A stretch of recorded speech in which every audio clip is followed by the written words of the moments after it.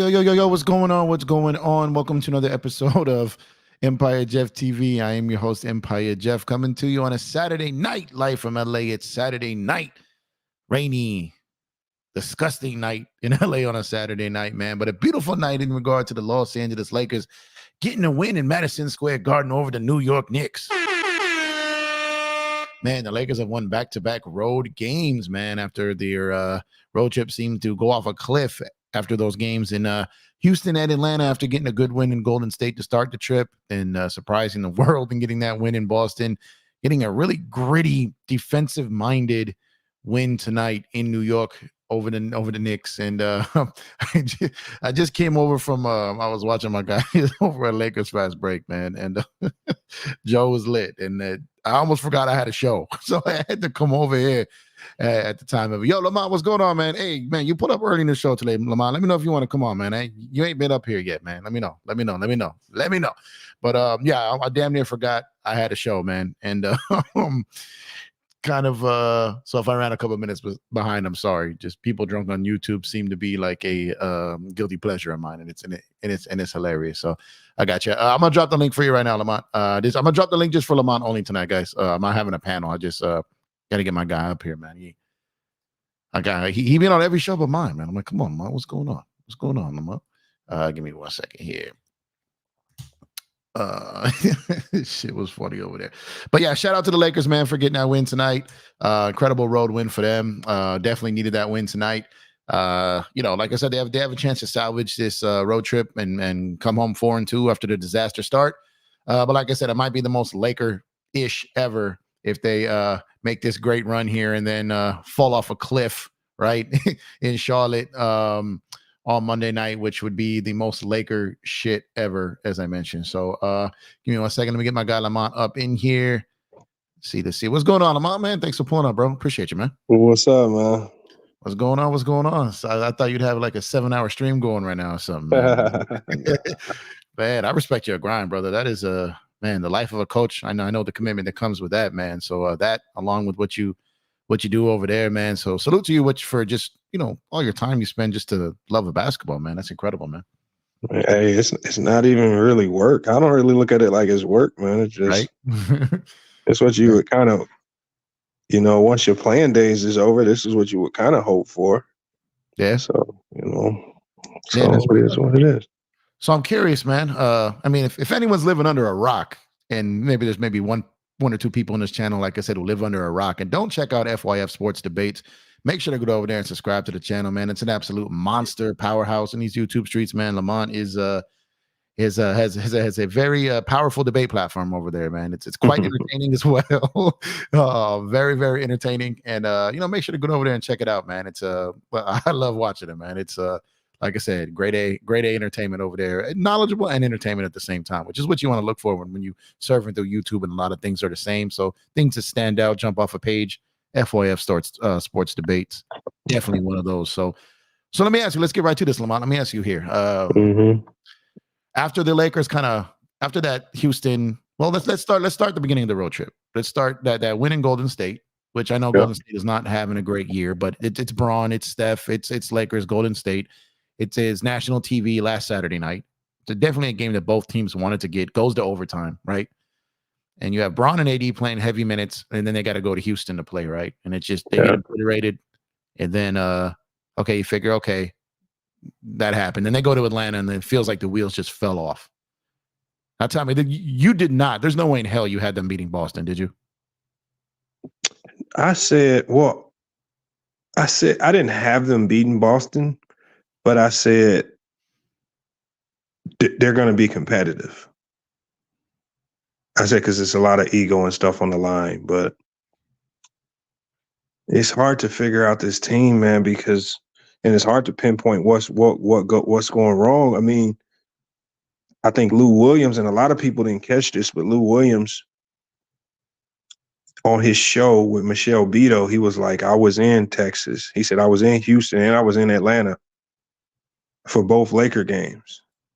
He said something that was a lot of people missed. He said in both of those games, he said, I feel like the Lakers just feel like they had the wins in the bag and didn't take it seriously. Because he said the night before the game, he said, All the players is in the club with me. Oh, He said that. He said they in the. He said this was in Houston and at Atlanta. He didn't drop any names, but he just said they was all in the club with me. In both cities. And he said that's what happens when you start overlooking your competition and you think you got the win in the bag. So it's hard to tell how focused this team is, man. Just from my experience with basketball teams, I feel like it's some type of divide amongst the players in the locker room. And I don't know who that is. But if I had to put money on it, and again, this is not the most popular take, but I think the divide is between Bron and AD. Yeah, and you know what happens there, right? And then teammates got to pick sides, right? You know how that goes. Well, yeah, and then people pick sides, and so because that's the only explanation I can have for them being able to go out on any given night, like LeBron said, and beat anybody, but then on any given night lose to anybody. And when they lose, it looks selfish, it looks sluggish, it looks lackadaisical, it looks bad. When they win, everything hitting on all cylinders, everybody high-fiving, jumping, and celebrating for each other. And I don't know, man. It's tough to figure this team out. Let me ask you this. Do you think if what you're saying is true there, right? And that thought has crossed my mind too at times, especially and then we saw some of it last year, right? I have heard and I pretty much knew that AD didn't love the fact that well, again, I mean, obviously I didn't talk to Anthony Davis myself, right? But kind of heard some rumblings that AD didn't love that Bron was pretty much focused on the scoring record at the start of last season. Yeah. And neither was Russ, right? Yeah. And that's kind of what that everyone was talking about, that rift between them and all that. Now I heard, and again, take it for what it is, whatever. You know, we're only as good as the information we obtain, right? I don't know these people individually. And I heard that they never tried to get AD traded. Like I heard like that didn't happen. The narrative of that got out though. But I heard that 100% was not the case. But I do know that that AD and Russ seem to have a problem with, you know, that record being more prioritized. And then so people want to say that it was the Russ trade of him getting out of there, followed by the trade deadline of bringing those guys in, that suddenly just changed the whole season around, which it did help. Getting guys like Vando who can defend, D'Lo who could shoot the three when the team had no shooting. Malik Beasley had like maybe 2 to 3 games before he fell off a cliff and just disappeared into asylum, right?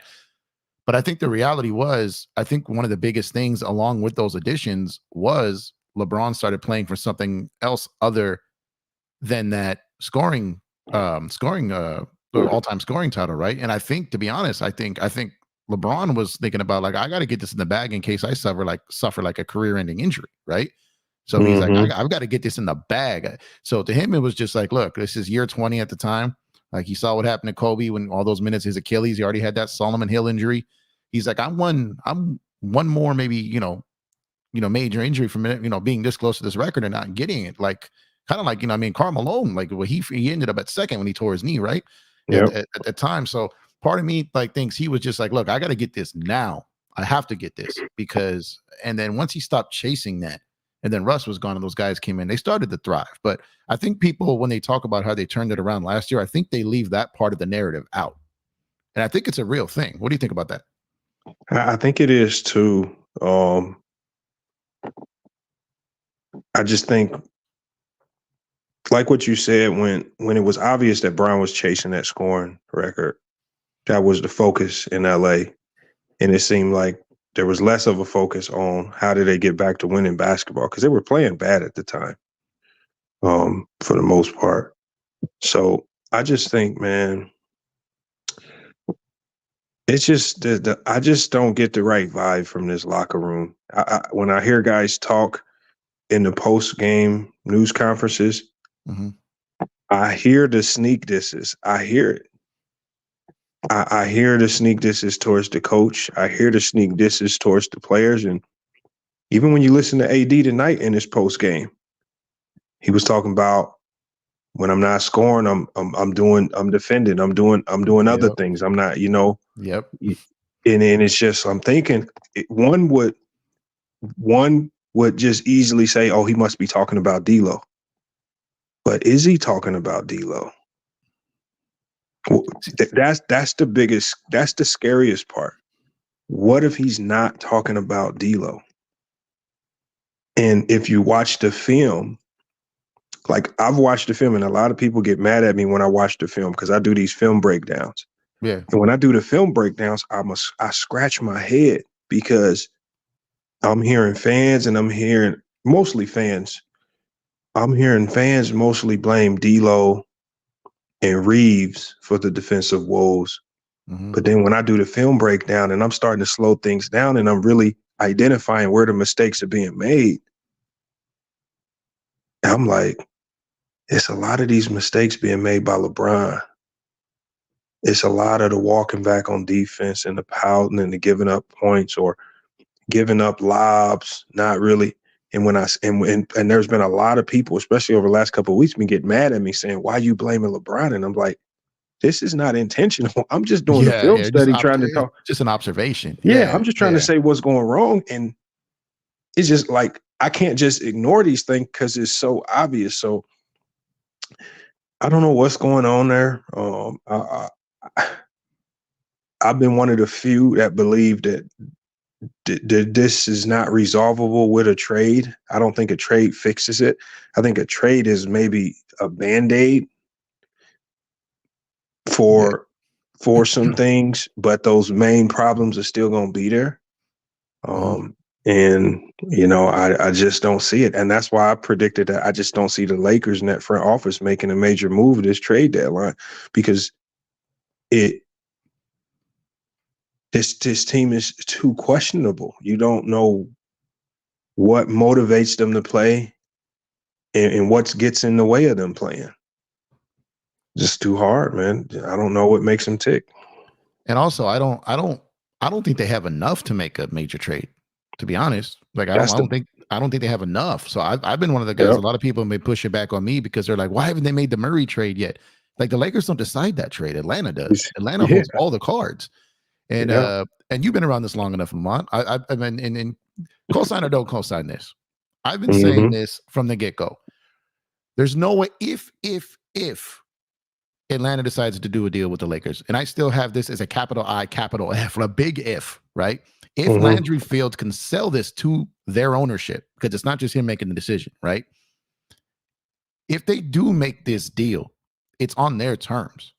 It's like it's not like the Lakers can the Lakers don't get to wake up tomorrow and be like, all right, Atlanta, let's do the trade down. It's not like I feel like Laker Nation is so thirsty for activity.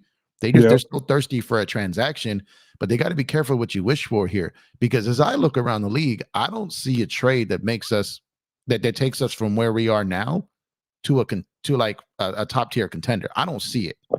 Nope. Because of what we have to move. Even if, let's say, and I'm just saying this, even if they decide, okay, we'll move Reaves. Like Reaves is a very good role player, but he's not enough to get you a star, a superstar. Like DeJounte Murray is not a star. He too is a very good role player. Like at third option at best on a chip team, right? So for me, like DeJounte Murray is better than Austin Reaves, but we know how Austin fits next to Bron. We don't entirely know yet how DeJounte would fit next to Bron. We don't know yet. We like to think that his skill set would, because he's somewhat of a two-way player, right? He can change speeds. He does have dog in him. But if LeBron decides at any point that he's playing point guard and puts him in the corner, then what is DeJounte Murray? Yeah. At that point, right? So the value of Austin Reaves playing along LeBron James, I think, is the main reason why the Lakers really want to hold on to him, right? So, but let's say even the Lakers decide to move Austin Reaves. I think a lot of Laker fans think that, okay, they can just get DeJounte Murray for Austin Reaves, but they're still going to want to pick. They're basically telling you, we want the same framework that you're offering us, but we want Reaves instead of D'Lo. But we still want that first. We still want JHS, and we still want a pick swap. Just because you're giving us Reaves doesn't mean we go backwards in our demands. He's just the guy that we want on the roster, whereas we want to reroute D'Lo somewhere else to pull someone else over here that we want to keep long term. Yeah. And that's still all that is just to get DeJounte Murray. You know what I mean?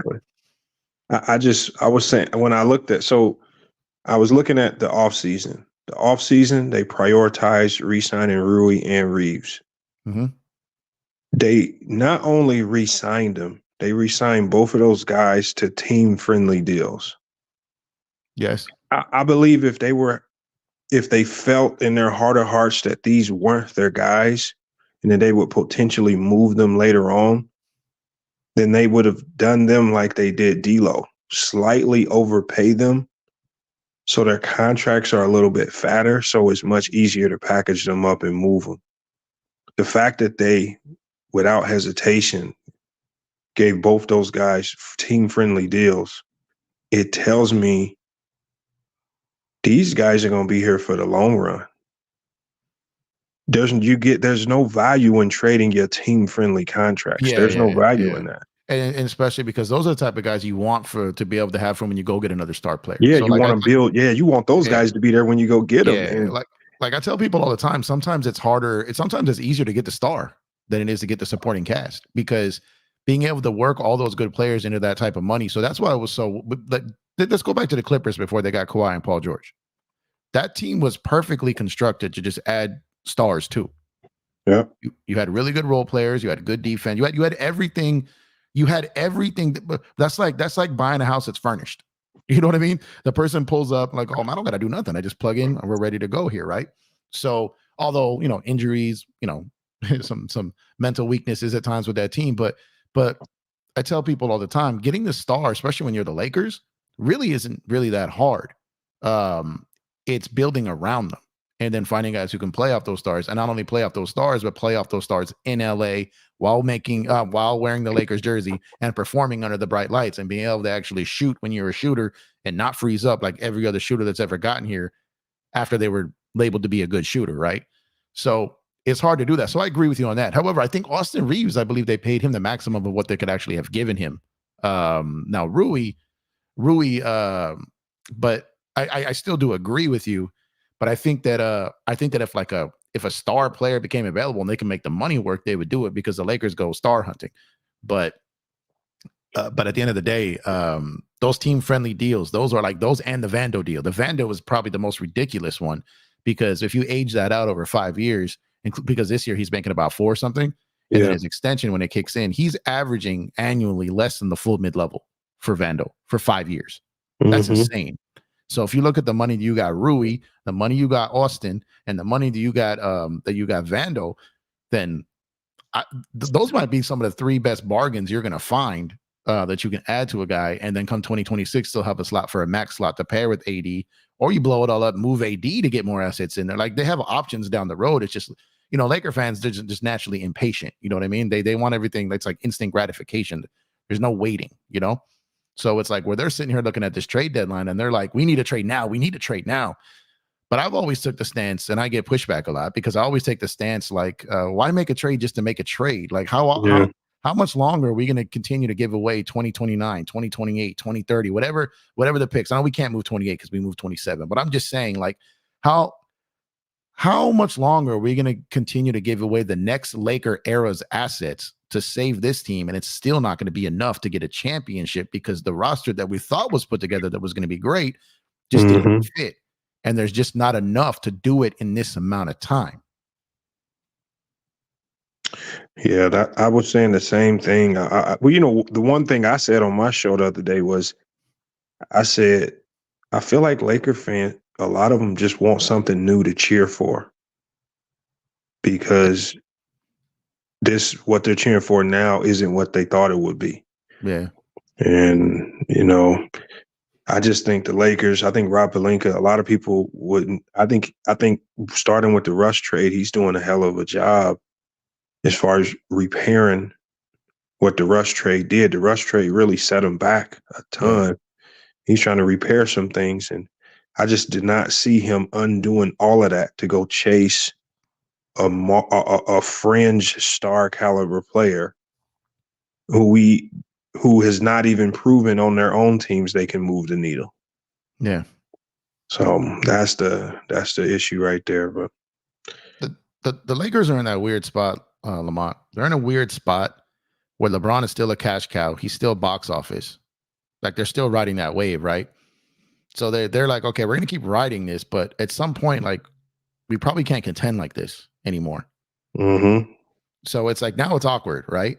Because you're like, in their heart of hearts, are they like, well, if we don't make any trades, maybe he just opts out and goes away, right? But then they're like, I'm not saying that. I'm just painting a picture, right? In their heart of hearts, because they're never going to trade him. I don't believe so. I don't believe so. I don't believe they'll ever trade him unless he publicly demands one. I don't think they'll do it. Mm-hmm. So like, but in their heart of hearts, are they like, when you look at the free agency class next year, it's not very good. You know, it's 2 years from now. So they're like, okay, if he opts in, like we can continue to ride this wave, but in their heart of hearts, like, are they competing? And Laker fans, like they have this like it's championship or bust. Like we got to the Western Conference Finals last year, and they just treated it like a failure. We started 2-10, right? Where it was 13th seed most of the season, went in as a play-in, won on the road every single round, and just ran out of gas, and it was looked at as a failure. You know what I mean? Yeah. Whereas most teams would be like, my God, well, you know, hats off to them for what they did. You know, great job. But Laker fans, I saw it as overachieving. I saw it as, okay, we can build off this. So when they did the roster the way they did, they came in, okay, we're building on this. I can see improvement here. Then obviously it just didn't work, right? The combination of things, injuries, people not fitting, Darvin Ham's rotations, Darvin Ham not figuring out how to hide Austin Reaves on defense. Like we've talked about that in chats before, right? There's plenty of guys on other teams who are purely offensive minded, but the teams find a better way to hide them on defense, and the Lakers really struggle at that. So all these things, all these problems piling on at once, and then you know people think like getting DeJounte Murray is going to fix all this, which he's a hooper. Like I like DeJounte Murray, Yeah. but he's no savior, No savior. and I don't see a savior out there like for what they can for having one first round pick to go shopping with, bro. That's like going to the store to feed a whole family and you got $50 in your pocket.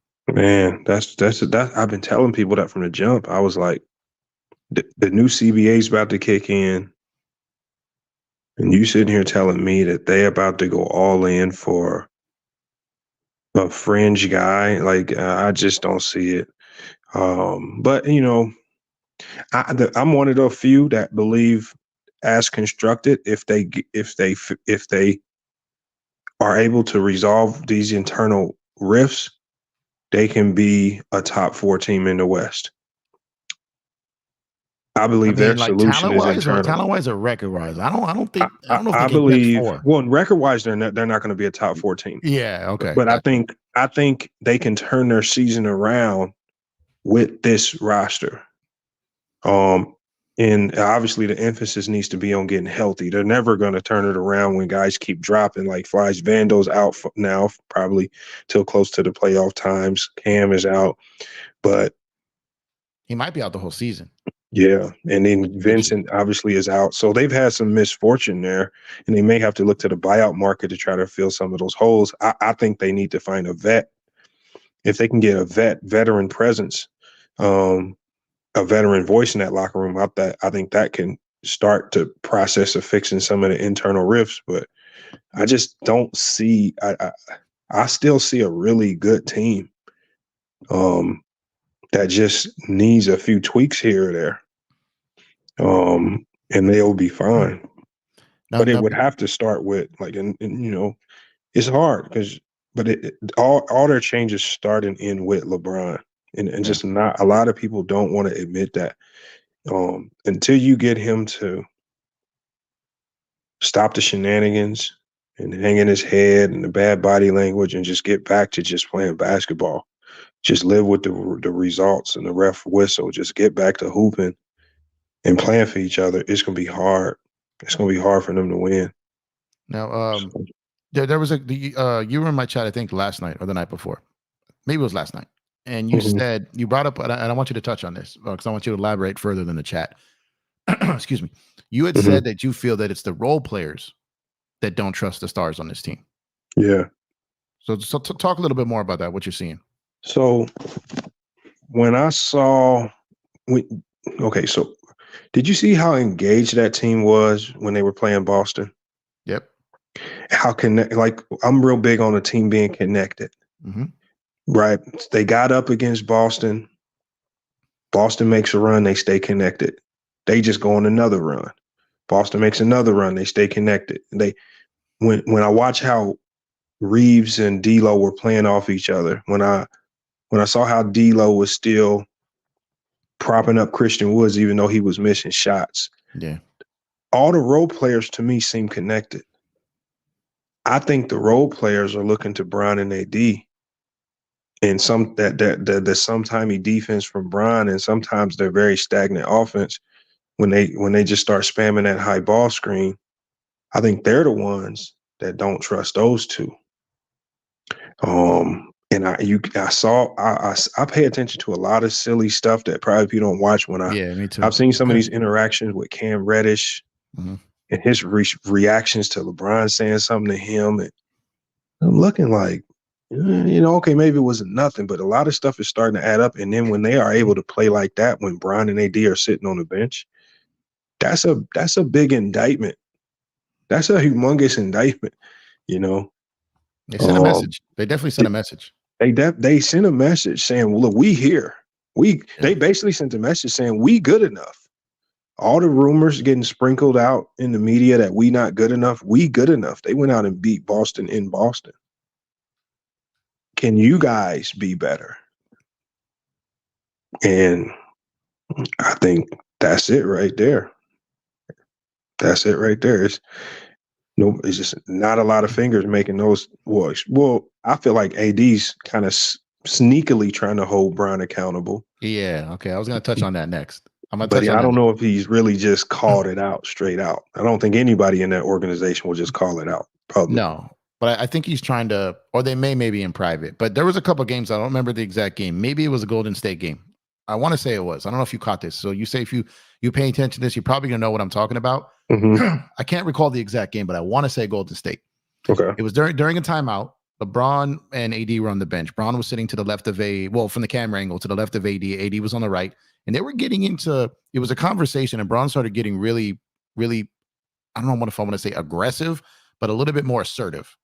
Okay. And AD was pushing back, and it wasn't like he was pushing back, but then somewhere in that conversation, what LeBron was saying stuck with AD, and then AD kind of like, okay, and then it started nodding his head, okay, I got you.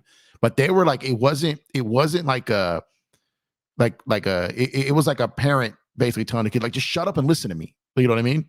Like thing, to where it's like he was still kind of sunning him, right?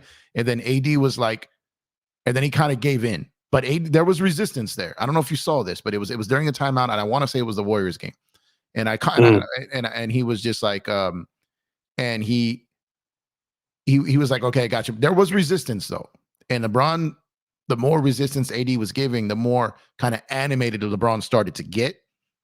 Now I'm not saying LeBron was wrong here, because clearly eventually AD got the point, and it seems like whatever LeBron was trying to push across seemed to be right. But AD was resistant of it at first, and then kind of was like, okay, I got you. And then went on the court. There didn't look like there was any like lingering, like it didn't look like they were like getting like into it. It looked like there was a discussion, and they just weren't on the same page, and like they got aligned there. You know what I mean? So I'm thinking maybe at some point, maybe there was this thing. But if you think back to when Darvin was talking about, they opened up some players during film room and let everybody talk out their issues, and no keeping it in. And maybe some of that is starting to happen. Like maybe, right? And my thing is this: when it comes down to what you're talking about, let's say there is a little bit of something there, Bron and AD. Let's just say, for sake of argument, there is. I don't think it's really personal. I think it's kind of like philosophy of kind of like maybe he's calling about, like, you're not just getting back, you're not running this and that. But I think they're personally okay. Like, I think like I don't think there's hate. I don't think they hate each other. You know what I mean? I think it's kind of like, I think it's to the point of where AD, because like you're right about that. And I want to touch on another point. This is kind of long, but I want to touch on another point. When AD says the things, when he says about when he's kind of sneak dissing and calling out other players, matching players, and people are assuming who those players are. And then a lot of times they probably think it's D'Lo, because he's been leaked in the trade rumors. Obviously, they leaked that story about how Bron and AD both co-signed on him going to the bench, right? That was kind of dirty, right? So D'Lo almost had no choice but kind of to respond back on his own podcast, right? Because that got out there. So let me ask you about this. Because this is important, because I'm curious to see what side of the table you're on here. When it comes to Austin Reaves, Yeah. And you've heard it on your channel nonstop, right? You've heard it nonstop, both sides of it. You've seen the Austin haters and the Austin lovers, right? It's literally like Republican Democrat, really. like they're literally split down the middle. There is almost no third party, right? Yeah. So when it comes to that, you've seen enough Austin Reaves hate out there for a variety of reasons. As a player, what do you think the players like think of him? What do you think the Lakers play, like particularly Bron and AD? Like, I know Bron trusts him and he plays well off of Bron, but what do you think they think of him? Do you think that they think he's overrated? Do you think that they think, okay, he can score, but he's killing us on defense? Do you think they think, okay, he's just not being used right? Like, I guess my question is, do you think that some of the stuff that AD is saying is maybe like you protect him too much and you come down on all these other guys? Do you think it has anything to do with Austin? I don't think it has anything to do with Austin, because the beauty with Austin Reaves is that not only does he make life easier on the court for Bron and AD because of his effort, when it comes to the media and and sometimes being the scapegoat for some of the problems, he can accept it all, and it doesn't necessarily affect his play. I think without Reaves, they're probably looking more like a lottery team than a play-in team. I think he saved them so much, and I think the people that say that he's this liability on defense, I just really, really implore people to just go watch the film. It is I did a film, and I specifically just pulled film on Reaves, and I was having somebody who was saying Reaves couldn't play defense. I was just playing the film saying, just explain it to me. If he can't play defense, explain these plays to me, because he is giving max effort on every single play. He's contesting. He competes. Yeah, he competes. And you, as a coach, those guys are always going to stay on the floor. Mm-hmm. And when he competes like that, and when guys are just making tough shots, there's no coach in America that's going to be mad at him because guys are making tough shots. And so I don't know. I think I just don't see, if there's anybody, I don't see AD being upset with Reaves. Reaves is the only one. He erases mistakes to me. Good. And that's what I want to touch, because some people started asking me that. And I was with the same thing as you. I go, to me, he makes both of their lives easier. Like, you know what I mean? Like, that kind of chatter kind of picked up in the last couple of days.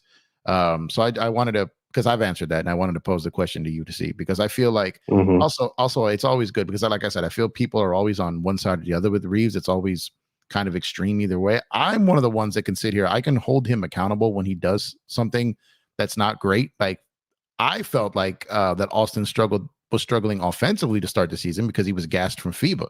He didn't have his legs out for him. His shot wasn't falling. And I felt honestly like he went to the bench as a reserve because he just wasn't playing up to his offensive capabilities. His shots weren't falling. So I felt that's why he went to the bench more than anything. He went back to the bench. He started cooking. They were talking about him potentially being 6th man of the year candidate. Yep. His 3-point shooting percentage started going up. He started playing better, and he played himself back into the starting role. I don't believe he ever got benched because of his defense. Now, I'm not going to sit up there and say that Austin Reaves is an all defensive league player, right? We all know that's not the case, but he doesn't have to be. But everyone to sit out there and act like this guy is the worst defender in the league, I think the Milwaukee Bucks backcourt. Yeah, no. Damian Lillard and Malik Beasley. Yeah. Why is that not a nightly conversation? But Austin Reaves is. Because that backcourt, I would argue, because they don't compete. They don't compete on defense. They'll just watch you go by. Yep. And so my thing is, how come people sit here with a straight face, bring up Austin and D'Lo, and then not even mention them? And the second part of what I've always said since the summertime is what makes that lineup work.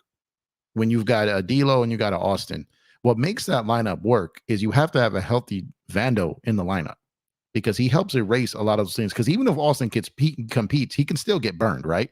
So if you have another guy out there with AD, because Bron's playing defense 50% of the time at best right now, right? So if you have another guy out there that can help AD, especially on the perimeter, the guy can switch to any position, right, to guard. Having him out there was kind of like the cheat code to make that lineup work. Because while D'Lo doesn't give the same effort as Austin, he's got better physical attributes. His wingspan is way longer than people think. When he decides to play defense, he can block shots and interrupt passing lanes.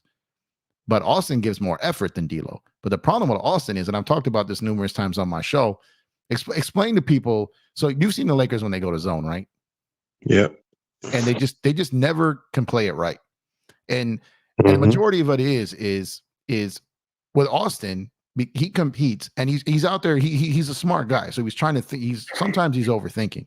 So sometimes because he's playing to take away the drive, that he's given too much space. So you already know it, Lamont. If a guy's in his spot ready and he's already caught the ball, planning and ready to fire, and by the time Austin gets there, it's already on the release. If it's the NBA shooter, he's gonna can those, right?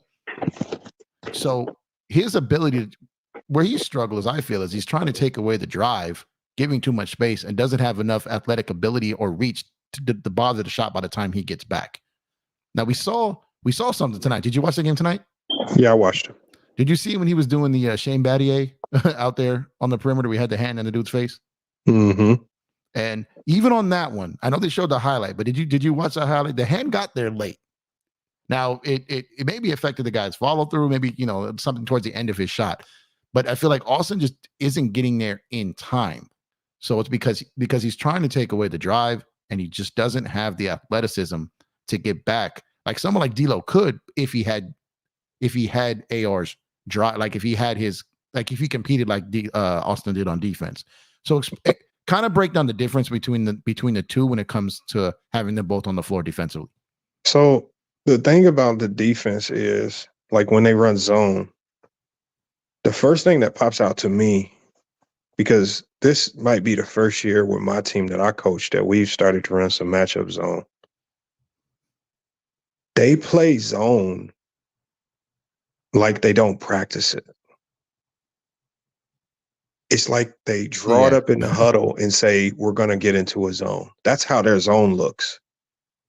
And I learned very quickly, and I had a coach tell me, right, before I was the head coach here at GCU for club, there was another guy. He won all types of championships at the JUCO level, and he was known for like an infamous 1-3-1 matchup zone. And my team was struggling one year, and I hit him up, and I was like, man, you got to show me that 1-3-1 zone, man. I need it. My team needs it. Mm-hmm. He said, if you don't know it, don't run it. Yeah. He said, if you don't know it, don't run it. He said, if you have to ask me on the fly, he said, you ain't gonna be able to run it. And he really opened my eyes to something where when I'm watching this team defend, they look like a team that's talking about their problems, but they're not practicing on how to fix their problems. And that's what it looks like to me.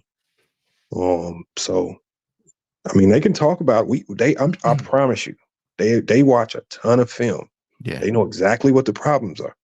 But until you go grab your G League team and y'all have some scrimmages and y'all, you start spamming certain situations and, how to defend certain pick and rolls. And until you actually start practicing these things, I just don't see the defense getting any better, because when people say that this defense overhelps, I see that a lot. Yeah. And those tendencies only happen because they just have bad habits. And you need practice to start really fixing those habits. You got to build your habits in practice. You take them in the game, but their habits are not changing because they don't. If, in my opinion, this looks like a team that there's no way they practice at all. Not significantly. It doesn't look like it. No, not at all. It doesn't look like it. A lot of teams don't, but it definitely looks like this one doesn't at all. Let me see if so the Clipper game, not the last one that they played where the Clippers was the home game. But about a week and a half prior to that one, the one where pretty much it was like all the heat in the world. People were talking about if the Clippers blew them out by 30, 35. Darvin was probably out of there. You remember that game? Yeah. Okay. So there was a play in that game where they were running a zone, right? Yep. And they were out there and they were swinging the ball around. and Austin was guarding the right wing. LeBron shaded over to help on I believe it was either Kawhi or PG. I can't remember who that was at this point. But LeBron shades so far over and then doesn't get back. The ball swings to the other side of the court, and Taurean Prince has to run from the corner guy to dive out to Harden to try to get a hand up when he shoots a three, and he fouls him while shooting the three. Remember that play? Okay. Yeah. That play is exactly a exact breakdown of them not knowing how to play in the zone. Well, zone. So, because my team, we were just practicing our 2-3 matchup zone the other day. And I said, this only works, and I get on some of my best players about this. I said, this only works if you guys talk. Mm-hmm.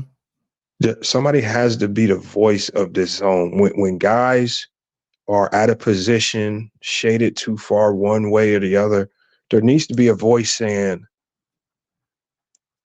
you know, what the rotations need to be, who needs to be shaded where in help. And if there's no voice, you're just going to have a whole bunch of guys out there doing their own thing. And then what I tend to see happens with my team is when they stop talking, what you'll then do is you'll have one or two guys start to turn into Captain America.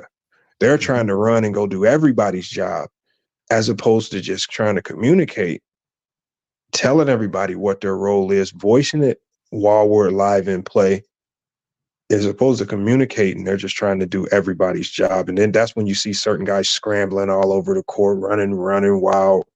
And it's just like they don't communicate on defense. They don't talk on defense.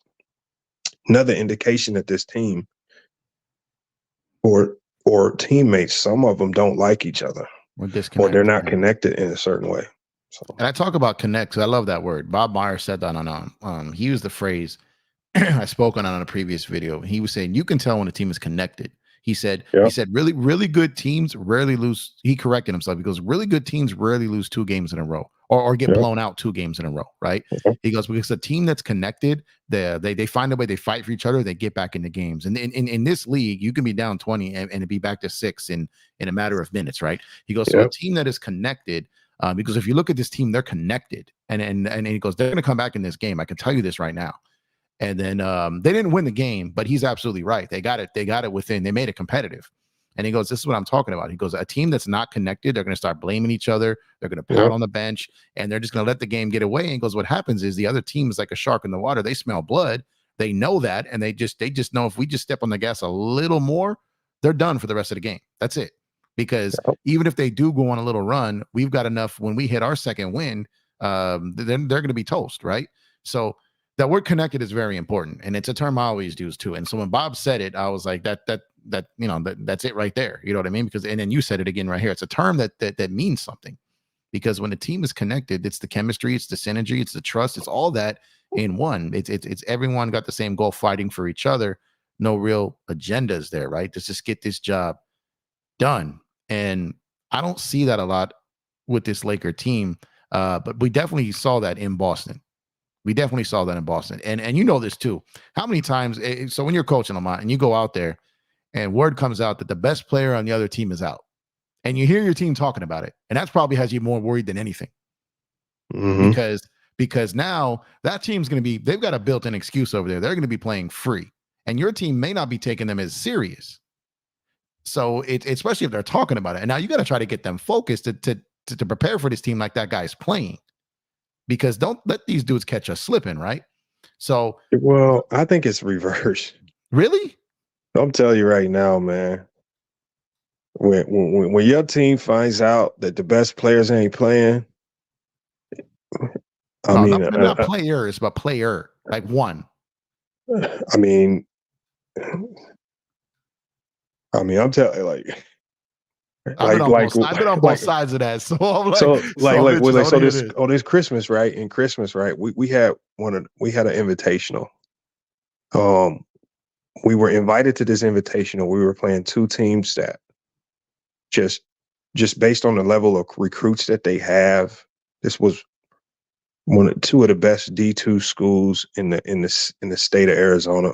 We really didn't have any business in this invitational. We got invited though. This is not normal teams that we play, but when we found out that 3 of our best players would not be able to make the tournament because the weather, flights, and things that kicked in, they couldn't make it back to campus in time because everybody was gone on the break. Mm-hmm. There was some guys hanging their head like, oh man, like it can take some air out of you. So it's much harder. It's harder to play. Like when you bring in all your guns to a fight, that's when you're most confident. Yeah. It's people that say that they were playing more free when they're no, you don't play more free when your best players ain't there. You play more nervous. But I think remember what I said before. The fact that these bench guys don't have any trust in Bron and AD anyway, because I don't think they see the impact. I think they see Bron and AD putting up big numbers, but none of them see it translating into winning basketball. And those bench guys just watch themselves go win a game in Boston against the best team in the East without those two. So now in their minds, they're even more so going to be less trusting of Bron and AD because they're always going to have it in the back of our mind. We beat Boston without y'all. So even it's one game. Even off that one game, that's all it takes. I got you. Yeah, no, I'm with you on that. My thing is this: we've seen it so many times, Lamont. We've seen so many, more often than not. A lot of times when you've seen teams have a bunch of guys out and they actually beat the team that's supposed to smoke them. Like we've seen that enough times to know it's a real thing. Like we've definitely seen that before. So, but it's also I called last night like the perfect storm game because when are the Lakers ever going to shoot 53% from three? Only have 7 turnovers in a game. Hold the other team to only 33% shooting. Where D'Lo's gonna like shoot 25% but have 14 assists. Like it was one of those games where literally everything had to be perfect. Like I don't know because when I was watching, I was like, and they did look free out there to me. Like they did look like they were. They just played harder. They were when guys got beat. You saw them hustling, running out to contest 3-point shooters harder than I've ever seen all year. That did happen, yes. They were the rotations, not those soft rotations, aggressive rotations, running out to shooters, running them off the 3-point line. And then you saw them gang rebound as a team. Remember, they rebounded. I think they might have out-rebounded on the night the Boston Celtics. Everything that they did was they forced the issue with Boston. They forced the turnovers. A team that you would have thought would have ran the Lakers down, they said, no, we're going to push the ball at you. They forced the issue. And they made Boston uncomfortable. Like a lot of people want to just say Boston laid an egg. I think the Lakers made them lay an egg. That was a great performance. I think they did too. I don't think it was Boston really taking them lightly because they tried several times. The Boston you've watched them enough this year. Boston keeps reverting no matter who's out there on the floor. They always revert to just trying to just play hero 3 ball. It happens so often with them, and they have advantages left and right, and they just don't use them. They're also not a very deep team. Their starting lineup is stacked, but then that thing falls off a cliff after about 6 or 7 guys.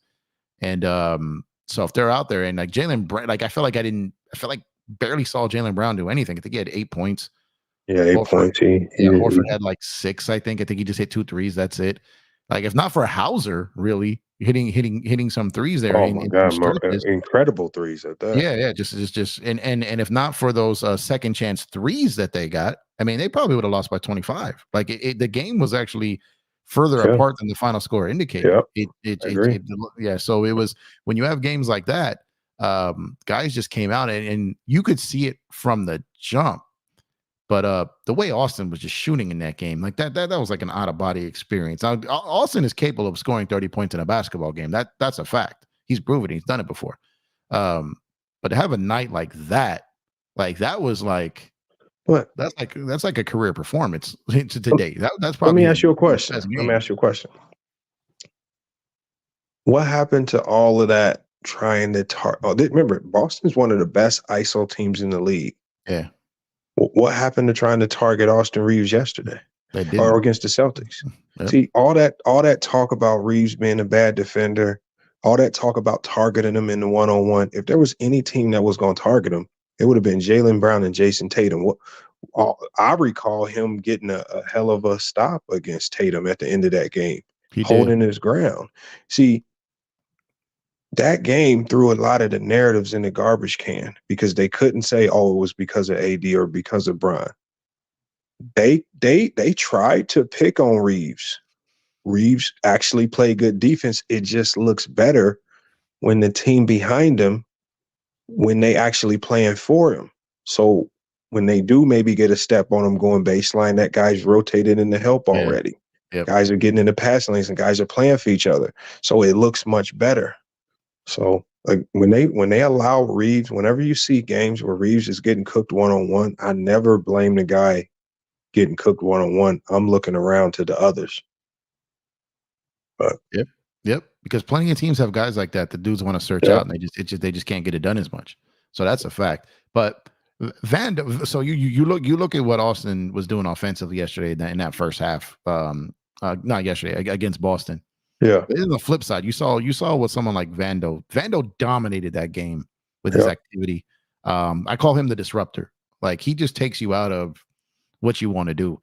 And there was a point where, like, I feel like the Celtics had more turnovers and shot attempts in like a 5-minute span. Like, it was just one after another, and Vando had his hands on everything. He even had that one where he kind of did a fake like dribble handoff, went with his offhand with the right hand and went to the basket and got the hand one.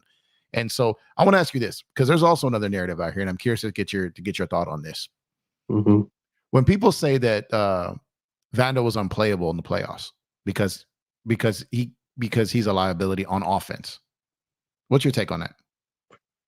He's only a liability if you harp on what he can't do and you don't focus on what he can do. See, he's only a liability if you're just sitting there saying he can't shoot threes. That's the only way he's a liability. But if you, as a coaching staff, you say, okay, he's solid in the dunker spot. He actually can make plays from the elbow, especially high-low passes to another post player. He's not bad with the corner three. He's great in transition. So he can't be a liability if you find ways to utilize him on the offensive side of the floor. Yep. That's what I mean. Yeah, I've had a ton of players that struggle. I've had guys that can't drive but shoot threes. I've had guys that can only drive and can't shoot threes. I've had guys that can't score whatsoever at all. So you gotta find a role for everybody and make them star in their role. So he also reminds me of like a pick six guy in the NFL, right? Like, he can get so many points off of his defense, like probably the majority. He's a much better rebounder than people give him credit for too.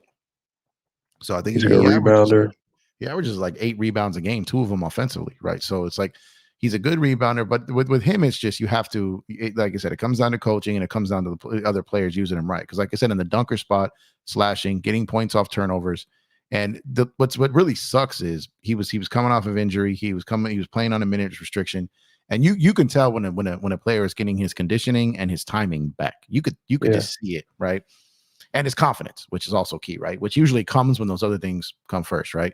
So he was looking like he was becoming something. And last night's game, do you remember that game last year where the Lakers went into Dallas and they were down like 22?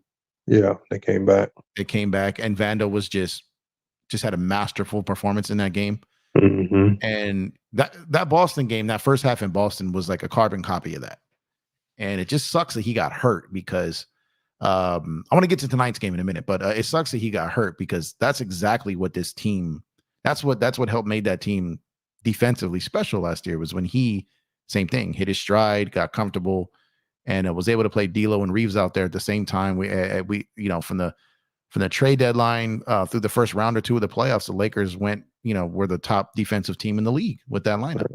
So when people are going to say that, well, they can't, everyone, I want to touch on this. I don't know how much time you got tonight, but I just want to. Yeah, I got a couple more minutes. I got to run and do something. Okay, cool. So that's why I want you to tackle just a couple of these narratives for me real quick, because I figured we were running along here.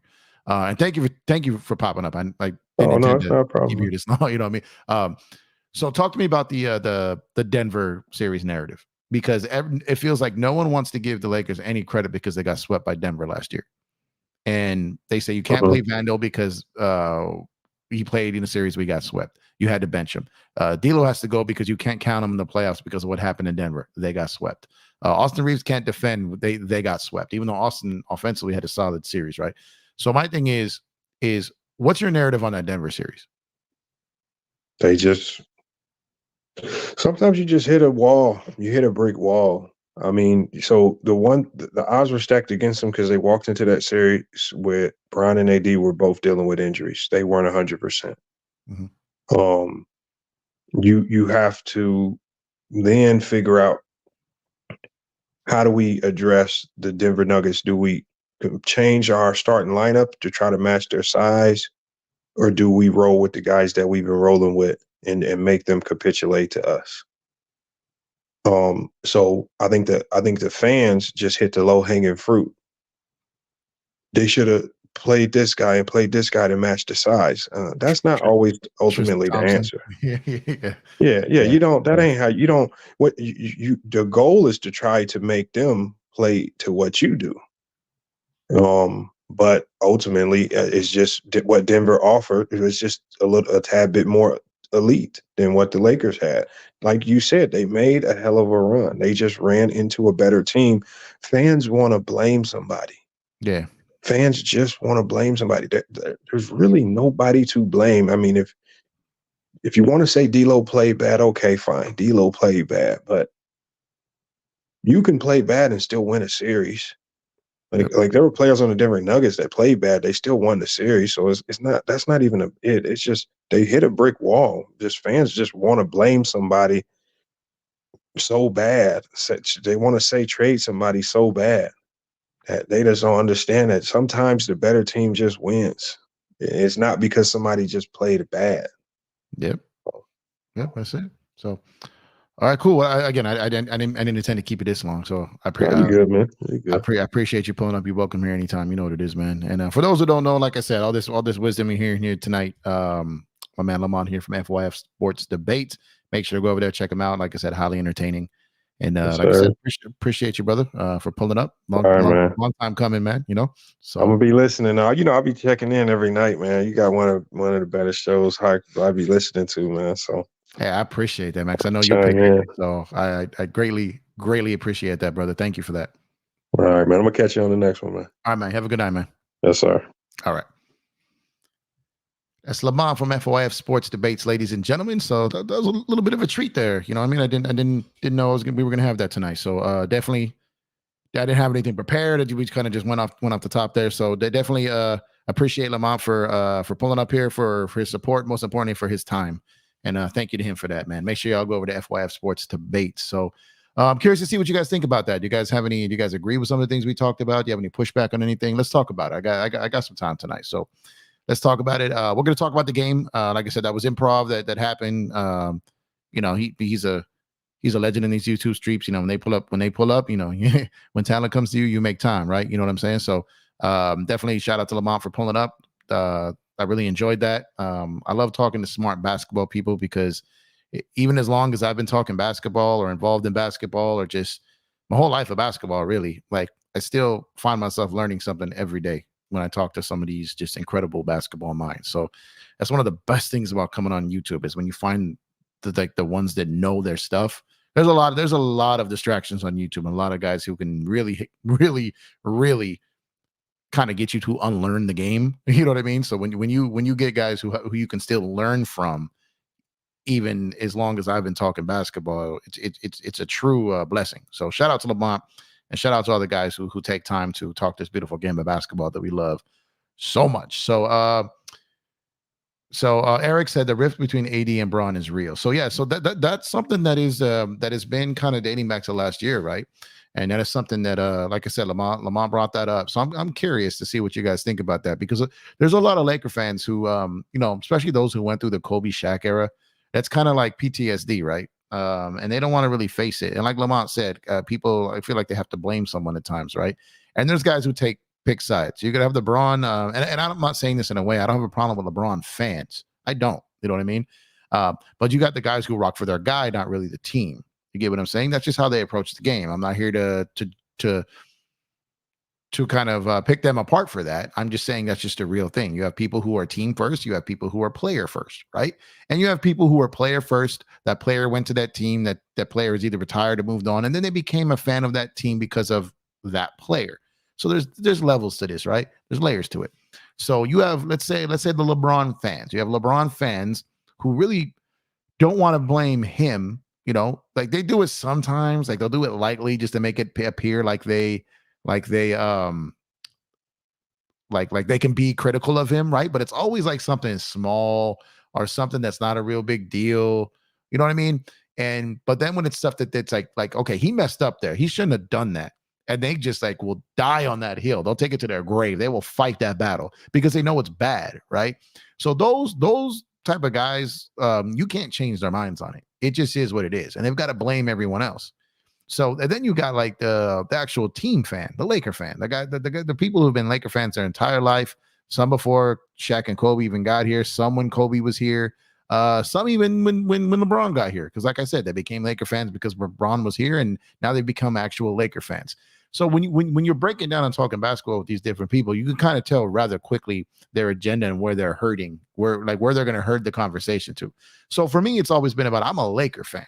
I am a basketball fan, but the Los Angeles Lakers are my team. But I can also break down my team objectively, just like I could any other team.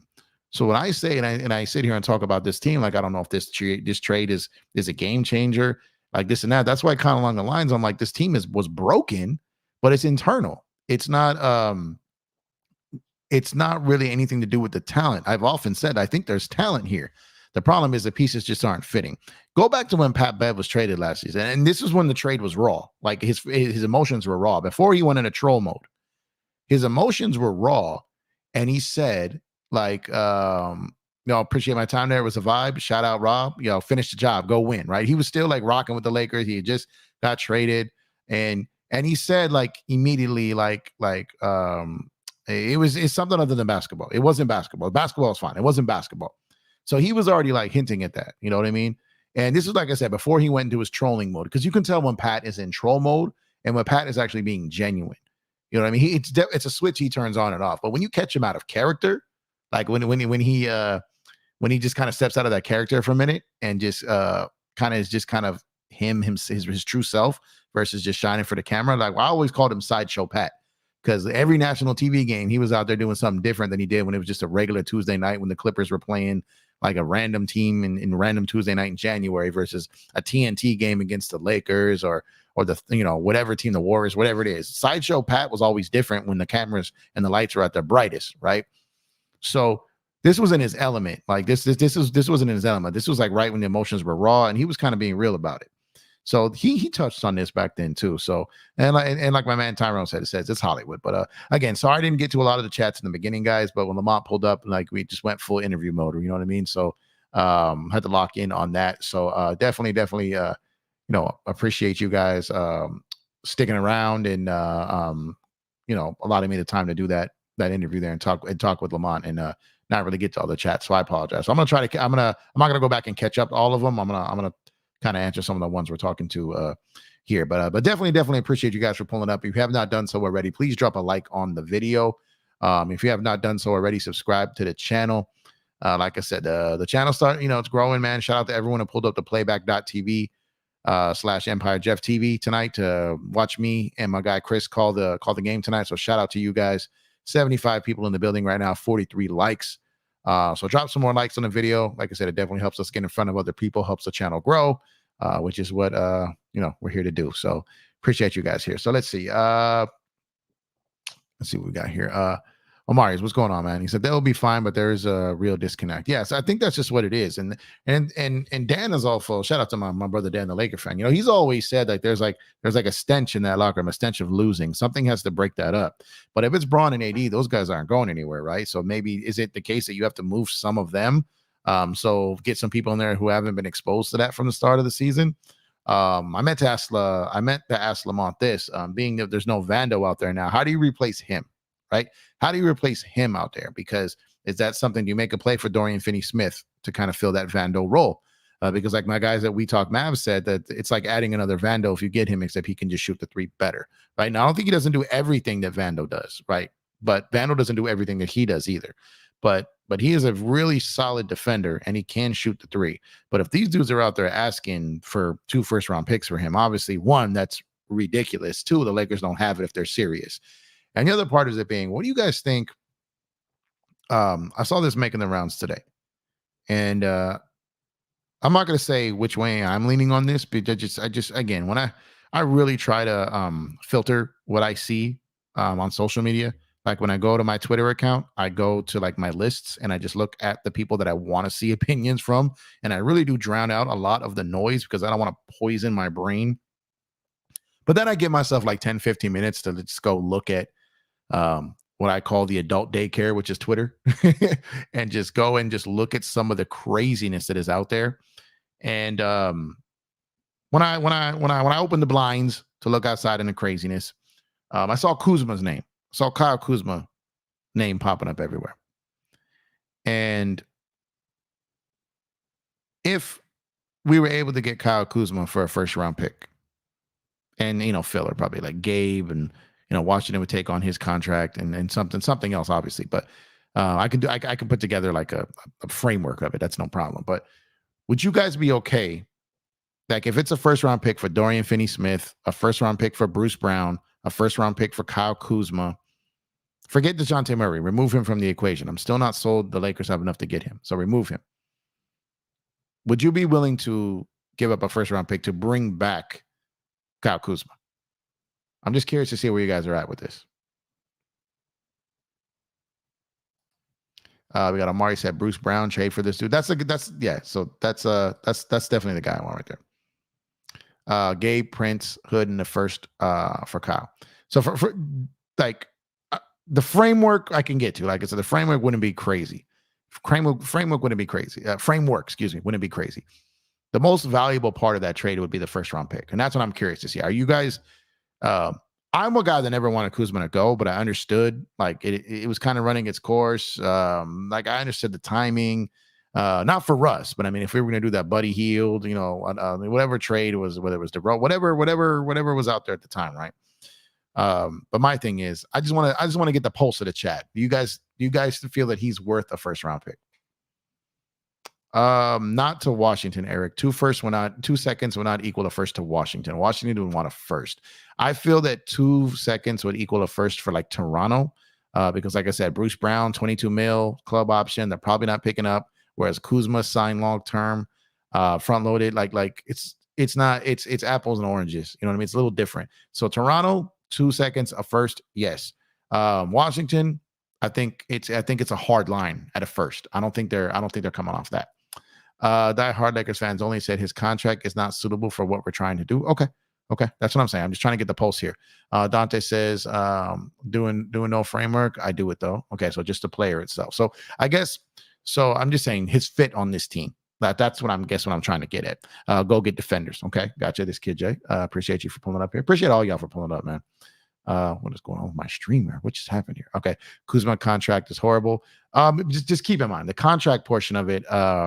When the cap continues to spike, and the new TV deal kicks in, some of these contracts that we looked at now are not going to be terrible in coming years. Like his contract isn't like a Jeremy Grant. It's not a Zach LaVine. It's not any of those. But I get where you're coming from.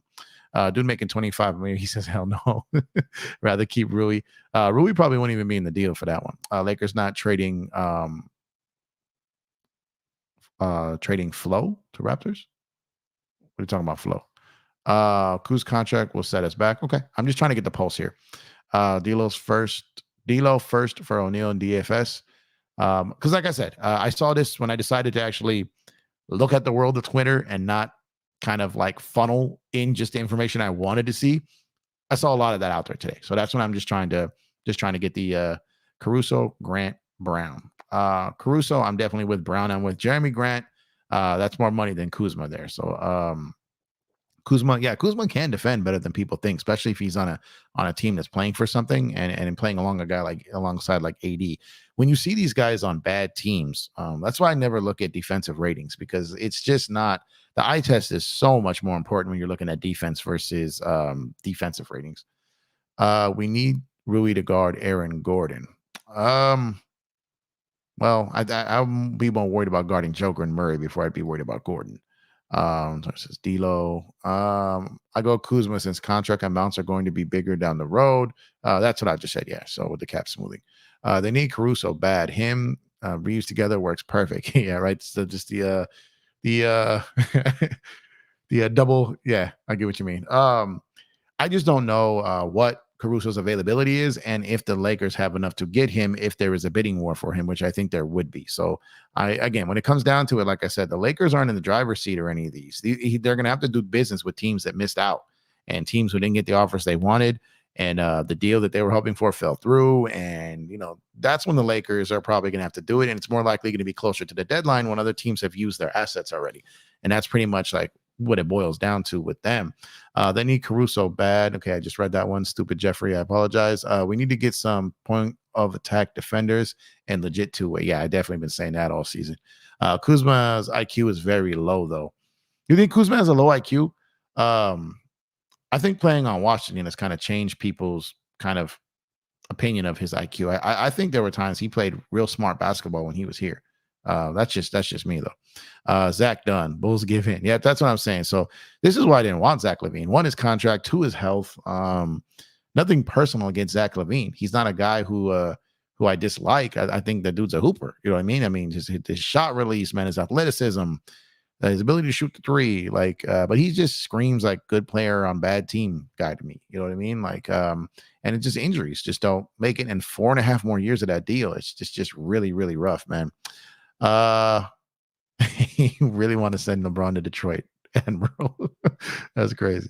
That's funny though. Phantom, what's going on, man? He said, I would be so down with Kuzma, but I don't know what's going on with his jump shot. Dude doesn't go above 30%. Well, when you're chucking, man, Phantom, when you're out there just to chuck and you're playing with a guy like Jordan Poole, and I know you're not speaking about just this year, right?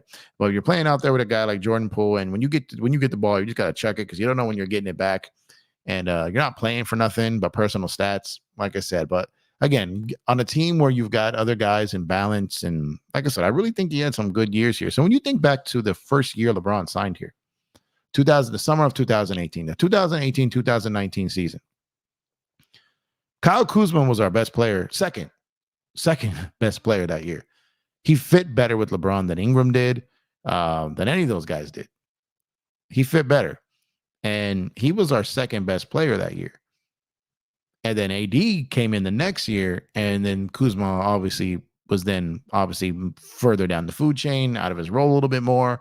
And they were even trying to, let's play him at center. They were trying all kinds of different things to try to make him fit to get the production that he was getting that first year with Braun. But the reality was that the role just never was going to be the same. So, when you add context to that, it's just he wasn't a lesser player. It's just, he wasn't going to get as high of a usage rate.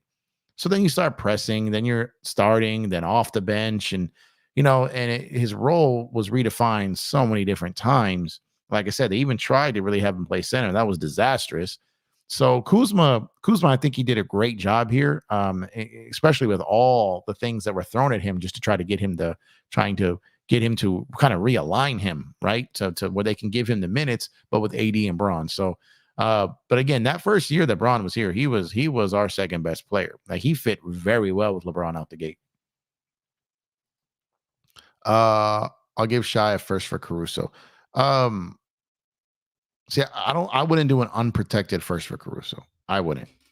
I just wouldn't. That doesn't have to be like a like top 20 protected, you know what I mean? But a completely unprotected first for Caruso, I think that's dangerous.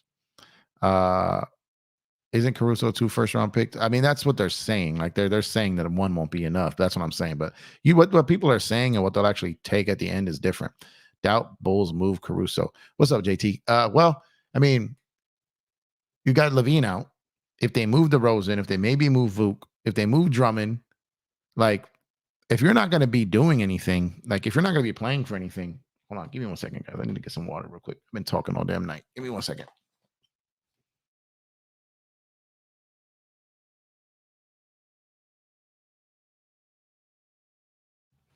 Okay, sorry about that. Damn it, I lost my train of thought. Oh, if they start to like move DeRozan and move all these guys, and they take like some bad contracts or some young players, then Caruso really doesn't fit the timeline anymore at that point, and his value is only going to decline as he gets older. So this is probably at the point in time where they can sell him for the highest amount, in my opinion. So I think they will consider. But if no one offers a first round pick, then maybe they don't move him. But if someone comes in and offers a first round pick and maybe a player they like, I think he's out of there. Would you trade for Tim Hardaway? I talked to my guys that We Talk Mavs about that, and they watch him on the nightly, and I'm going to take that recommendation and say no. So we see Tim Hardaway the way he lights up the Lakers. He doesn't do that to the rest of the league, apparently, right? So I talked to guys who cover him on the nightly, and they're telling me, trust me, no. So I'm gonna trust them because they're the expert on that team, and they watch him play on the regular there. So I'm gonna go with what they said. Where was that here? In the playoffs, Kuzma threw a no-look pass. Like, why do that? LeBron was. I mean, people make turnovers and make mistakes, but I don't think he's a low IQ player though. Admiral says Laker don't need LeBron. Train young player like OKC and get heat culture, not toxic culture.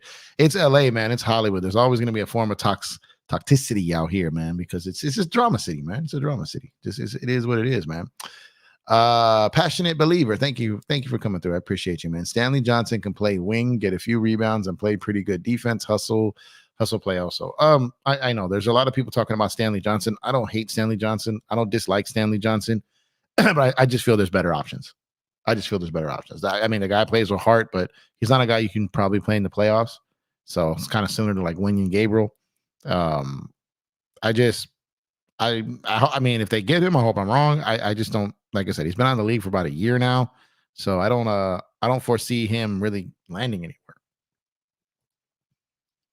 I would trade for Kuzma with giving value asset like D'Lo. So you want to trade D'Lo for Kuzma and not like a Gabe or a Taurean Prince and like a minimum deal essentially, right? You'd want to give up actually D'Lo for Kuzma. I don't think they'd have to do that. He's in a G League for the Kings, I think. Yeah, but he just hasn't played at the NBA level for a while. Kuz was mad young and raw. Let him. Yeah, I got you. I will trade for Kuzma, but not for D'Lo or other. Okay, I get what you mean. Okay, that's what I was like, huh? Yeah. So if it's like Gabe, so look, I think the Lakers are going to aggressively, and I've been telling you guys this, and it started to make its rounds in the coming the last few days. But I've been telling you guys for a couple of weeks that there are teams that'll take Gabe. He's only making about $10 million. Like I said, it's not like a career-ending injury or nothing. Teams will still value him as a backup point guard. Or they can trade him in the offseason, right? You only have 2 years left. It's not a bad deal. It's really not. So you have Gabe, you have Prince, and you can move one of your minimum guys, and then you have a first round pick. If there's a player out there that you really want to get, so you can make the salary work. And then what it does is basically then you can if you're sending out 3 for 1, maybe you might have to take another player back there. But like I said, the buyout market, Lamont touched on that. Getting a good vet in here. I've got hope that Gordon Hayward gets bought out in Charlotte. I think he'd be a very good buyout candidate and would fit on this team. Another wing that can put the ball on the floor. He can shoot. He's not as good a defender as he was when he was younger, but he's still serviceable. And like I said, being able to put the ball on the floor and create, that's a skill set that not everybody in the league has, is like everyone thinks of that position. Can shoot the 3. And like I said, he's got good passing skills. He's a high IQ player. Biggest thing with him is, can he stay on the court? He's injury prone, right? But if you're getting him as a buyout candidate, and again, I'm going to continue to remind you guys, there's a lot of teams in this league that don't have the ability to sign a buyout candidate who's making over the full mid-level exemption because of the new CBA. And they have to be, if they're above that first apron, which is majority of the contenders or the top tier playoff teams, they can't sign those players. Well, with the Lakers hard capping themselves, they're in position to be able to get a couple of those guys. There really won't be a bidding war because, like I said, those other teams won't be eligible to sign those players. Mari says, Jeff, what do you think about LBJ having the Knicks towel wrap around him while giving a national interview? Looks like a message to the Lakers. I mean, I don't do the tea leaves, man. It could just be he was over there and that's just what the towel boy gave him. You know what I mean? I'm not saying that's what happened. I'm just saying it could be. I don't react like to the emojis, like, you know, the hourglass, the Statue of Liberty, the a New York Post article, which is the tabloid of New York. It's New York Post is like the National Enquirer. Like, it's crazy, right? I don't react to any of that. Like, he had a Knick towel on, but I'm sure he wore a Laker jersey all night. You know what I mean? That's what I see. He's in a Laker jersey. The Lakers are not trading him. Like, to me, it's just a non-story. It's a non-story, but people are making it one. But that's their job. It's these people's jobs to make a non-story a story, to fight for your attention, to get your attention away from these other things that you're paying attention to. But I'm here to tell you, like, most of that stuff, I'm telling you guys, most of the stuff is nothing. Nothing. Man, I wish I had enough. Like, if I had the power to just drive the whole NBA world crazy just by going through my phone and picking a random emoji, man, that must be hilarious. It just must be hilarious. Like I would call up one of my boys, but like, watch this. I'm just gonna throw out an emoji out there, and then I'm just gonna screenshot all these like retweets or responses and just throw it in the group chat and just see all the craziness that comes out of this and the overreactions. And that's why I made a joke on Around the League. It could have just been LeBron waiting in front of his air fryer for something to be done, and there was like a minute left, and he was just sitting there waiting for it to, and he's just waiting for it to finish. And the whole basketball world is sitting here just like going berserk when he's just out there trolling.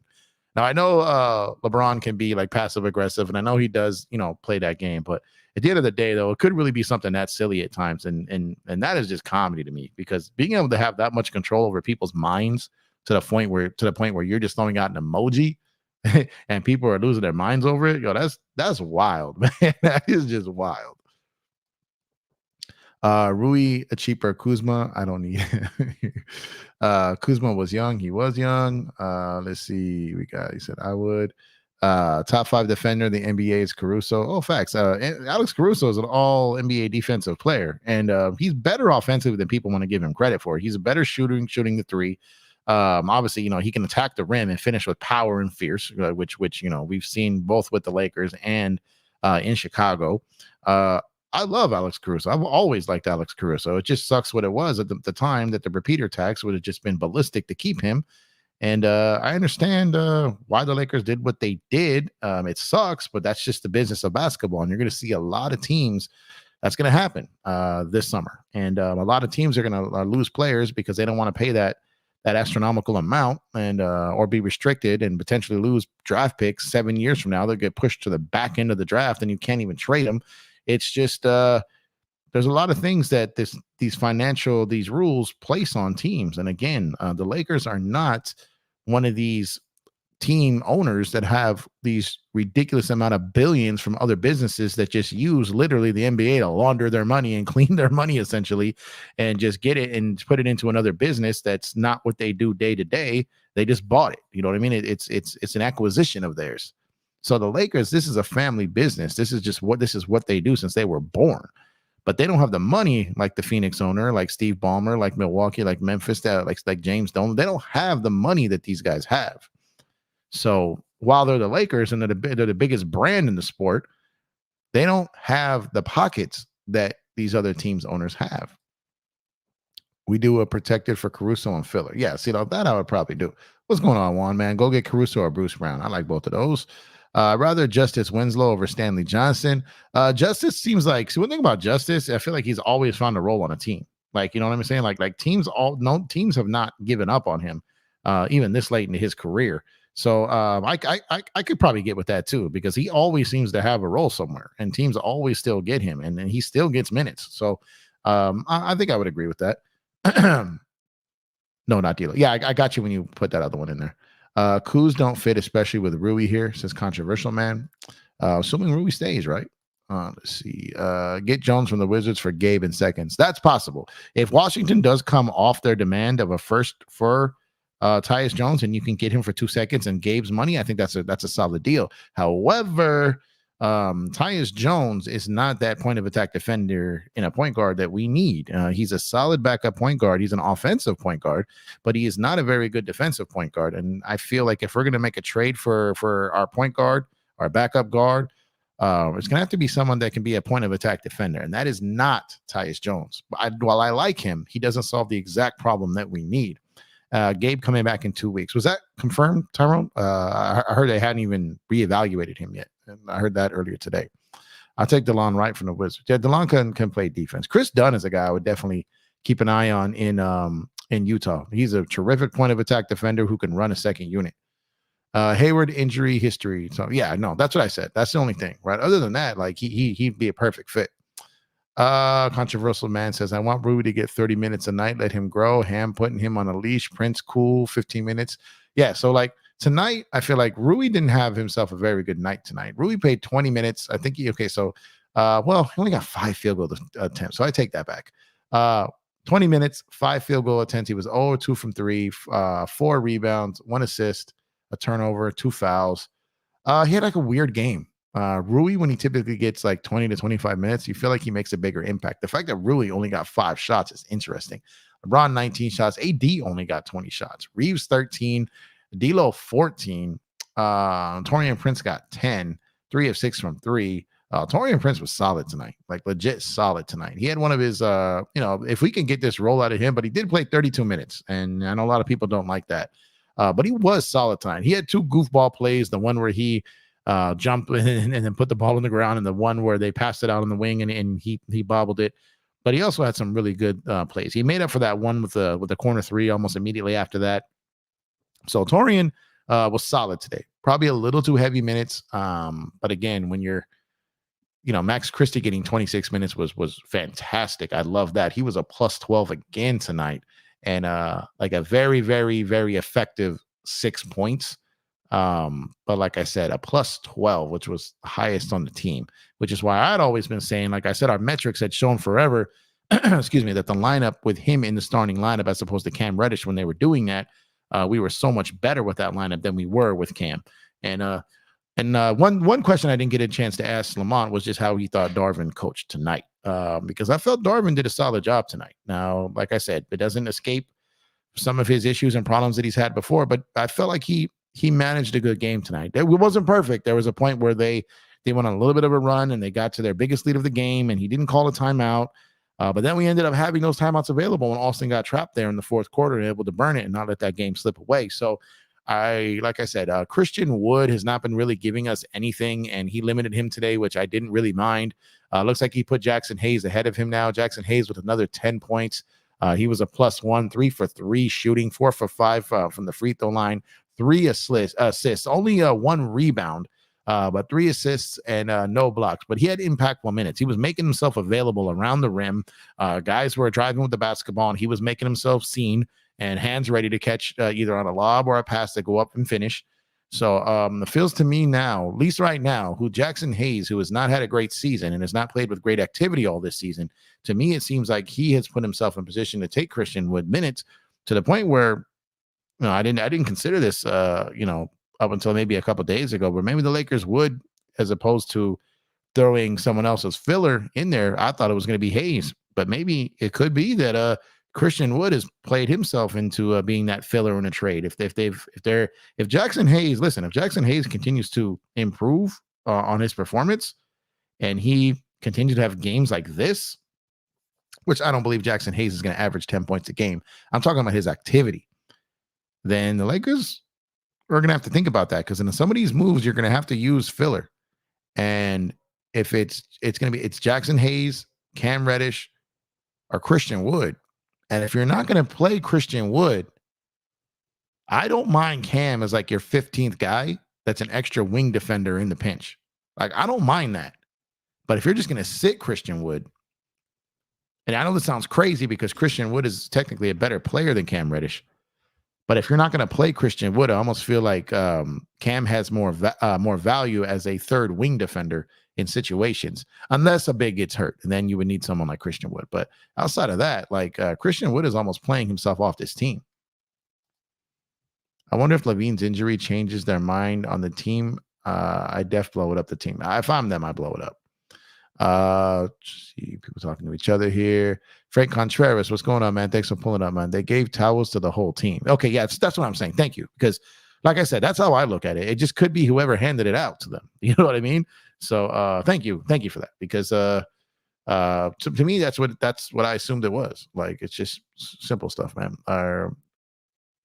Rich was just fixing beef. Yeah, that's all it was. So that beef that Rich Paul had with the Knicks had nothing to do with LeBron. He had a beef with them, and then it got to a point where the rumor in the back channels were saying that Chris Paul didn't want any clutch clients going to the Knicks. Well, if you're an agency and you don't want to send any of your players to one of the top markets in the sport, you're gonna have to address that at some point, because you're costing yourself money there, and you're costing your clients money. So that eventually was going to be discussed, but it had absolutely nothing to do with LeBron James or LeBron being traded to the Knicks. But like I said, when you look at the New York Post, like I said, which is the National Enquirer of sports, they're going to play with your minds. That towel was available. They don't give Laker towels and NYC guys. There you go. Okay. Appreciate you, Dante. Thank you for clearing that up. That's exactly what I took it for. LeBron was out there trying to, like I said, but this is what it comes to. Everything is cryptic. Everybody's looking at tea leaves. Everyone wants to get an insight here, but there's really nothing there. There's nothing there. I've been telling you guys this. I've even broke down reports with you guys and tried to teach you guys and show you guys how to really look through these layers on the reports to see what's really being reported. So they have to use certain words and certain angles to keep you engaged and to get you to click and all these different things. But when you really break down the report, so let me break this down. Just give me a second here, right? So think about how Woj goes about a story on Twitter, right, or Instagram, wherever you follow Woj, which probably is Twitter. He'll do a story, he'll do a post, and it'll say breaking or he'll do his initial, whether it's a Woj bomb or whether it's just whatever it is, right? And it'll be his initial tweet. And then a little while longer, once they've given that tweet enough time to get impressions, he's already scheduled the next one. Then the next one comes out doubling down on that initial tweet with further information when he could have just subtweeted it then. But he didn't. He waited. And then at the time that he scheduled that second one hits, then he also has the article, which he writ before he did the initial tweet, that hits later, talking about the article on the report of such and such and such, right? So he does the article. He does the initial tweet, which is the bomb or whatever it is, which is the trailer to the news. Then you get a little bit more details of the news. And then you get a tweet that leads you to the article to read everything he just told you in those first two tweets. And everyone falls for it. You know what I mean? Everyone goes. And it's all about driving it to the site, because that's where they make their money. And this is what the game is. That's what the sport is. From a journalist perspective, a newsbreaker is get these people to click. So you give them a little nibble, then you give them a second taste, and then you have them pay for the meal. And that's what they do. And then when you ever notice when you get to those articles, you don't really end up getting any much more information than what you got off those first two tweets. But they got you there. I'm just saying, man. Controversial man says, Gabe for Caruso, please. That would be great. Him in the Knicks uniform is crazy. During the Kobe era, how were these combos like as far as role players to acquire in trades people wanted? Role players, see, there was always like buyout guys. You can get guys. Role players weren't making as much money as they are now. So you could get role players. But see, the Lakers back then were also often in the tax. So their trades and what they wanted to do, same situation as now. They didn't really want to pay a bunch of tax. So there was a bunch of different things. But the Lakers would get guys, but not like what you thought. The Lakers didn't always go out and get guys that made difference via trade. Like they would get guys like Robert Horry early on was a big guy. Obviously, they got that was there for years via trade. But most of the guys they got, when they did get them, they were like past their prime and all that. It was basically Kobe, Shaq, and their original core, like Rick Fox, like I said, Robert Horry, Derek Fisher, and those guys, right? So everything else was kind of like there for a year or like a shorter term, and then they were just pretty much out of there. Like the Brian Shaw stuck around. They got him on a buyout. I think he got bought out in Orlando and came over there. But it's like when it came to like role players, a lot of them were just got on like minimum deals or smaller term deals, and it was just basically Kobe, Shaq, and the guys they got early before they extended Kobe off his rookie deal. Like I said, Ori, Fox, and all these guys. Fox they got like it was kind of like a mid-level type thing, minimum mid-level thing, and then got his bird rights eventually and signed him longer term. And then, like I said, they traded for Ori and re-signed him. Drafted Fisher, traded the draft, got the draft rights for Kobe, and then like I said, they just built well, and then were able to keep their guys because they were their own free agents, but then they were in tax, so limited to what they could do as well. Just let LeBron choose in the offseason. Yeah, there's no sense in talking about it now. They're not trading him. He can't opt out now. And we'll wait to see. We got this season to worry about. Timika, what's going on? Prince had the same towel. Yeah, that's what I'm saying. I think we established that now. I think we established that. Sorry, let me get back to where I was here. Frank says, rewatch the ending of the game. You'll notice everybody was given a towel. Yeah, so I just saw it right now. Like just replayed it right now. But yeah, that's nothing. I'm telling you, like that's nothing. Jeff, it is just random stuff being thrown around to start more riffs. Yeah, it's not just to start riffs, but you are right. It's not just to start riffs. It's to sell information. Information is power. You know what I mean? So those who control the information that people think control the power. The information is out there. It's everywhere. I know average Joes that get information. You know what I mean? They just don't have the platform to spill it to the masses. And even if they did know it, no one's going to believe them because they don't have the credibility. This is why I'd never want to be in the news breaking, business. Even with my contacts and stuff that I find out, I don't want to be in that because, like I said, all you got to do is be wrong once, and people act like you've been lying the whole time. There's no reward for it. There's no reward. I'm comfortable just having the relationships and kind of getting some inside information, and helps me better prepare to do what I do here every night. But outside of that, I'm not in the news breaking business or the reporting business of reporting someone's news because, like I said, that's a tough job. Like you get something wrong, people just never trust you again. Now, mine, I'll get my opinion wrong. I'll have a take that's wrong, but that's just my opinion. And I've had plenty of times where I've been wrong, and I'll have plenty more where I'm wrong. And I'm never going to deny that. You know what I mean? But like, it's different when you're just out here talking ball from a perspective standpoint and opinion versus when you're trying to break a story that ends up not being true. Like I said, the guy who reported LeBron James was going to be traded, like he's getting filleted right now. And he never should have done that because he can't win. You can't win in that scenario. You know what I mean? And that's why I've come across information in the past, both in basketball and baseball, where I was like, oh, okay, I'm gonna wait for this to happen. You know what I mean? And then talk on it. And there's a reason why. And if you guys have paid attention to my channel from the get-go, and when you notice when like some information comes out, and all of a sudden I have like way more information that's been reported, and then down the line, that information that I tell you comes out later, right? And then so I'll have plenty of people, okay, Empire Jeff, he swear he got sources. Like, okay, you don't have to believe me. That's fine. I'm not out here trying to convince you. I'm just telling you what I know. Whether you believe me or not, I'm perfectly fine with whatever side of the street you want to be on there. I don't care. You know what I'm saying? So like for me, but like even in the summer when I told you guys about the Bruce Brown situation, you know how many DMs I got? How many people I got blocked by people I don't even know existed because I said that about Bruce Brown. Damn near became a Laker, and they were pretty focused on trying to get him back there all this season, trying to line up trades for with Indiana the second he became available. Been would try to get him on a 3-team trade when he got moved to Toronto to get in that deal, to get him from get him in that deal, that Pascal Siakam trade to be a third team. And have been talking with Toronto since. I told you guys, I've been telling you guys this all season. And I was just getting like labeled like a clout chaser and a liar, right?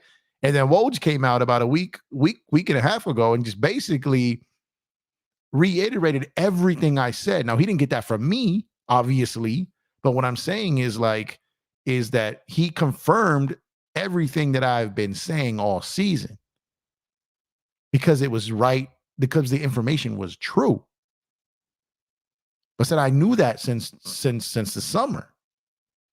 And like I said, like information is available to average Joes. It's just the average Joe doesn't have the platform to put it out there to the masses. And I'm not a credible source, right? So even if I put it out there, I'm gonna get more pushback than actual acceptance. And that's just the way it goes, which is why I stay away from all that stuff. Now I'll talk to you like I'm talking to someone that said this, da, da, da, da. Like I got no problem like going down that path. But as far as being the first to say something, one, it's not my news to break because whoever told me it is the one who had the information. So I always say it's not my news to break because it's not. Princeton, he had a Lakers logo. I didn't see Prince's interviews, but I was looking at TV and I saw a couple of guys with Knicks towels. I heard Richard Jefferson that Braun likes the attention and drama. If he just hooped and went home like Tim Duncan, he'd go crazy. Well, yeah, because it benefits LeBron. Like I said, clicks, attention, money.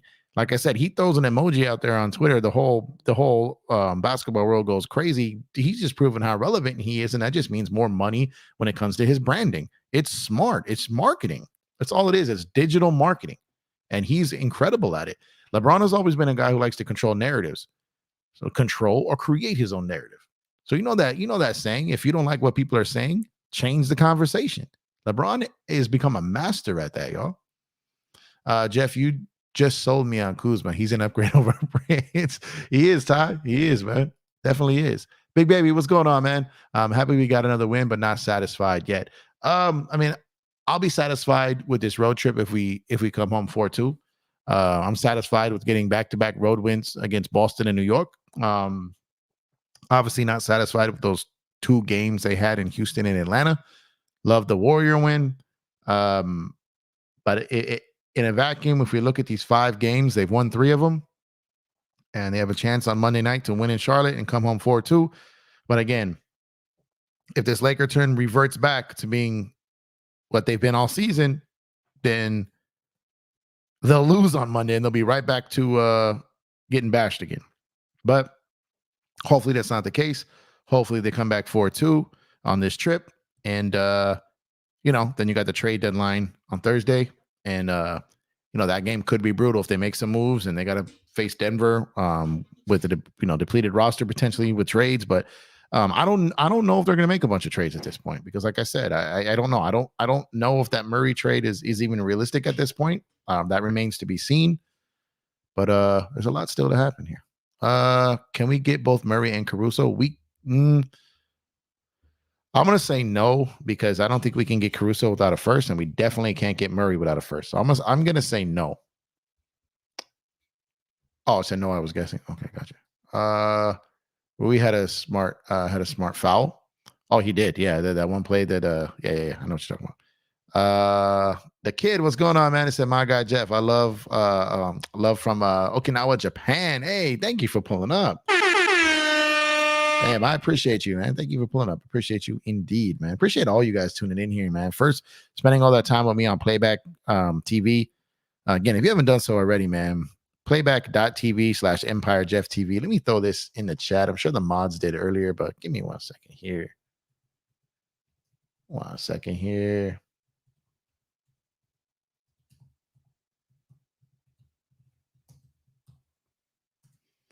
So go on and when you guys got some time, go on over to Playback. It's free. Become a member on my channel, in my room, what they call it over there. Watch basketball. Come watch me call live basketball games. You guys will be able to watch the game with me on the screen. We'll be watching the game at the same time. Basically, the first 20 people that pull up get free NBA League Pass for that night. And you watch whatever game I decide to watch. You guys get to watch it with me on the screen. And even if it's in your area, there are no blackouts. Like, we legitimately have the NBA League Pass that the NBA players get. It's crazy. We're blessed. You know what I mean? So playback.tv is a partner with the NBA and with League Pass. So if you guys pull up and watch the game with me, the first 20 people that show up get what we call the VIP ticket. And you get unlimited NBA League Pass to watch whatever game I'm watching with me. We have an interactive chat just like we do here on YouTube. And I bring people up on the panel just like I would on YouTube. And but the difference is, as opposed to watching the scoreboard on the screen when people live stream the games on YouTube, you get to actually see the live games while we're calling them and then hear the actual sounds and everything. So it's a really cool platform. So head on over to playback.tv/EmpireJeffTV, become a member, and would greatly appreciate your support. I would really love to get to my 100th member prior to my show on Monday. That's a goal of mine. I don't know if I'll pull that off because I'm brand new to the site, and there's plenty of other creators over there who are doing shows. But it's one of my first goal over there is 100. And like I said, let me see where we got to tonight. We ended up with 49 tonight. So halfway there, basically. So I would appreciate if you guys would pull up over there, support me when I'm doing games over there. I do stream them to YouTube as well, but you can't see the games on YouTube. You can just hear me calling the games, but you can't watch the actual games. Rui went 3 of 5, which is solid. If he gets actual touches in his spots and starter burn, different story. They need to run pick and roll for him. He needs to be a nice pick and pop threat. Yeah, I agree with that. Ham was okay, yes. Yeah, Ham wasn't bad tonight. He wasn't bad tonight. TP playing 30 minutes. Yeah, we don't love that, even though he was solid tonight, but I think that's too many. I think if Rui gets consistent minutes, he'll be efficient. Yeah.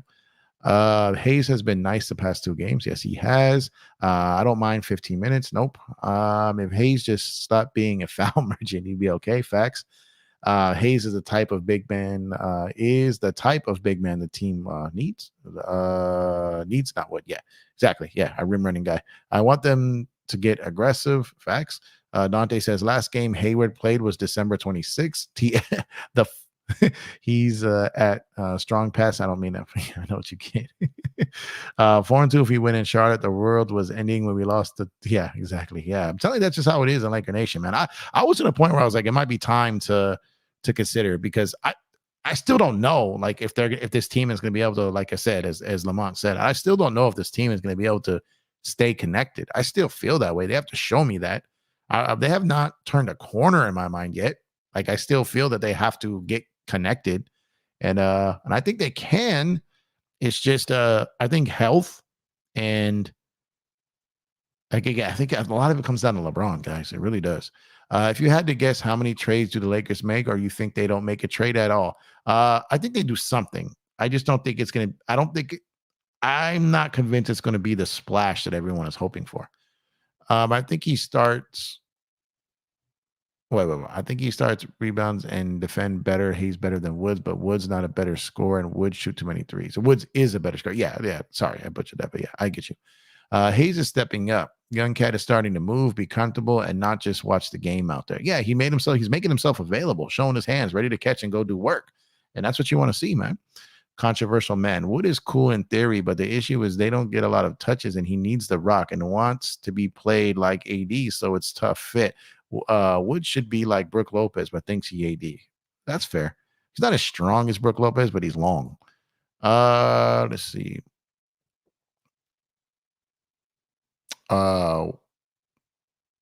Watch the ending again. What am I looking for? Do we focus on finding a replacement for Vando, or a bucket getter, or a center? Yeah, that's the thing. There's holes. You need a point of attack defender.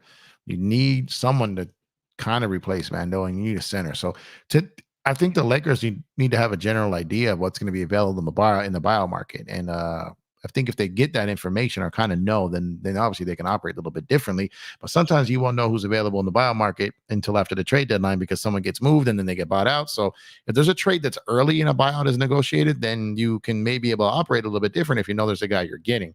But that is, again, waiting and working on someone else's timeline, which is always, can be frustrating. For Tyus Jones, the Wizards turned down 4 seconds because they wanted a playable filler. Yeah. D-Fish is the type of starting point guard this team needs. Yeah. A gritty guard that can hit threes, especially in the clutch.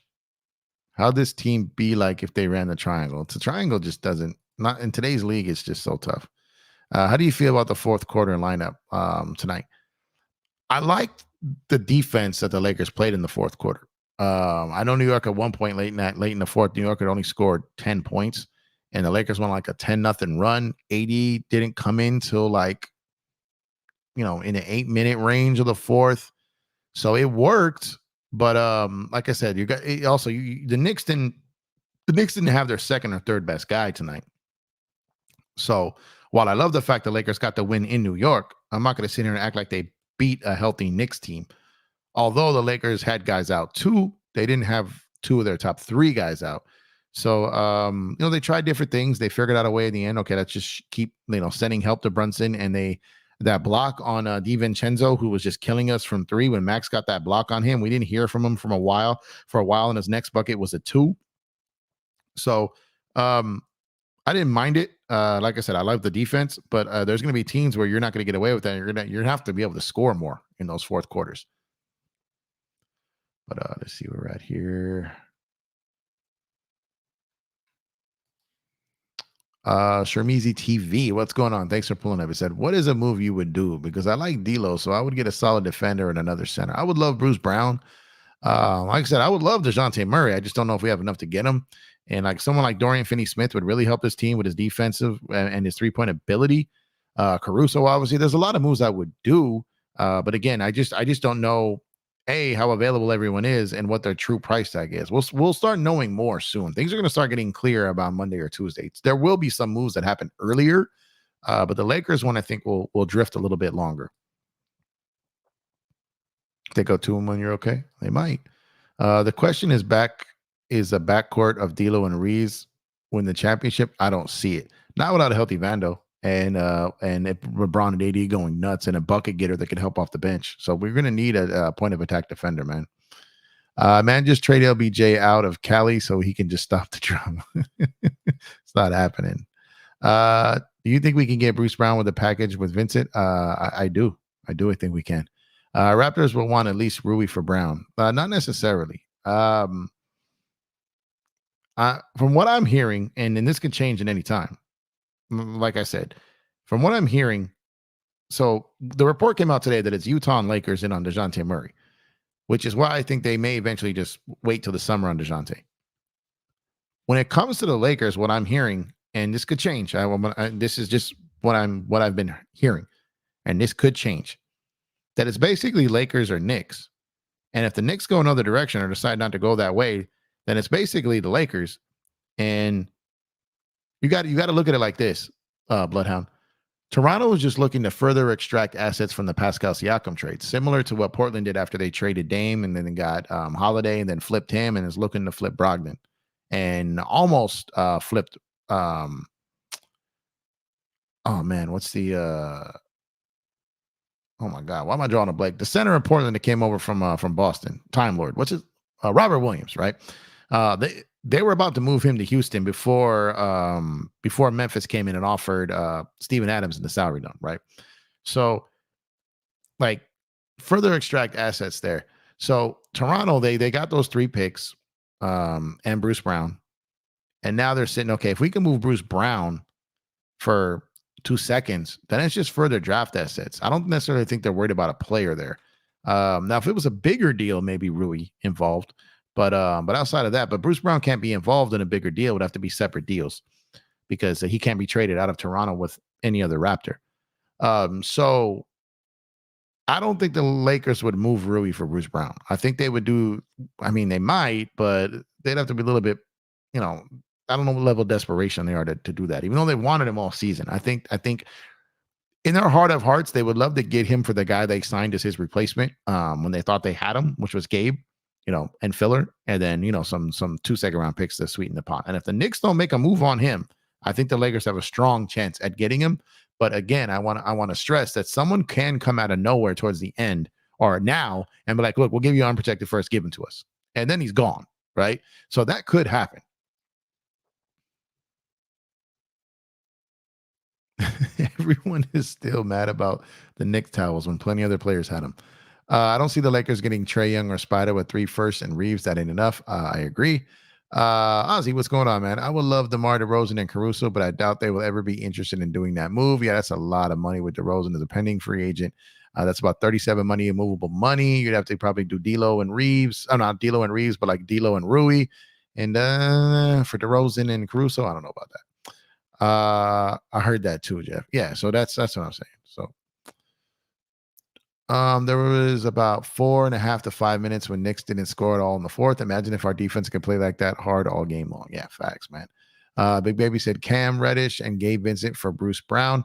That's possible. But again, some seconds will have to be thrown in there. What's up, Brogdon? Keep an eye on the Knicks. Keep an eye on the Knicks. with Brogdon, which if you're a Laker fan, you should be rooting for Brogdon to the Knicks. And I'm telling you that kind of could be what that makeup with New York was about, with Rich Paul and the guys over there in New York, Leon Rose and all those guys. Keep an eye on Brogdon in New York. That's what I'm going to say. If Brogdon ends up in New York, then the chances of Bruce Brown becoming a Laker increase. Doesn't guarantee it, but they increase. So I'm telling you, that whole Rich Paul, Leon Rose makeup with the Knicks and all that had nothing to do with LeBron James other than the portion of what he gets out of the company.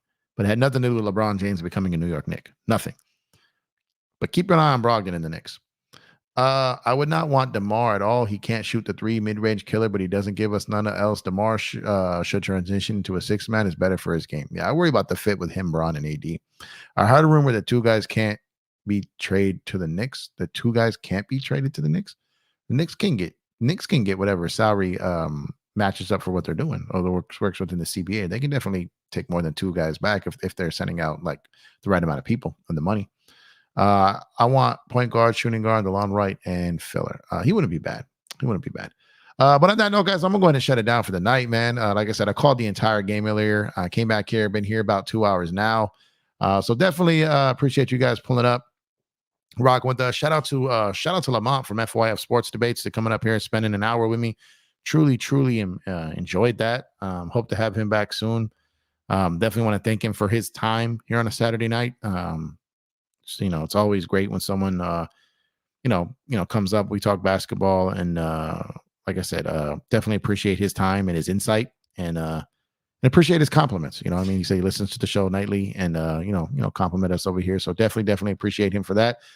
Thank y'all for tuning in, man. Y'all have a good rest of your night. Guess have a really good Sunday. No NFL tomorrow, man. We got a week to the Super Bowl.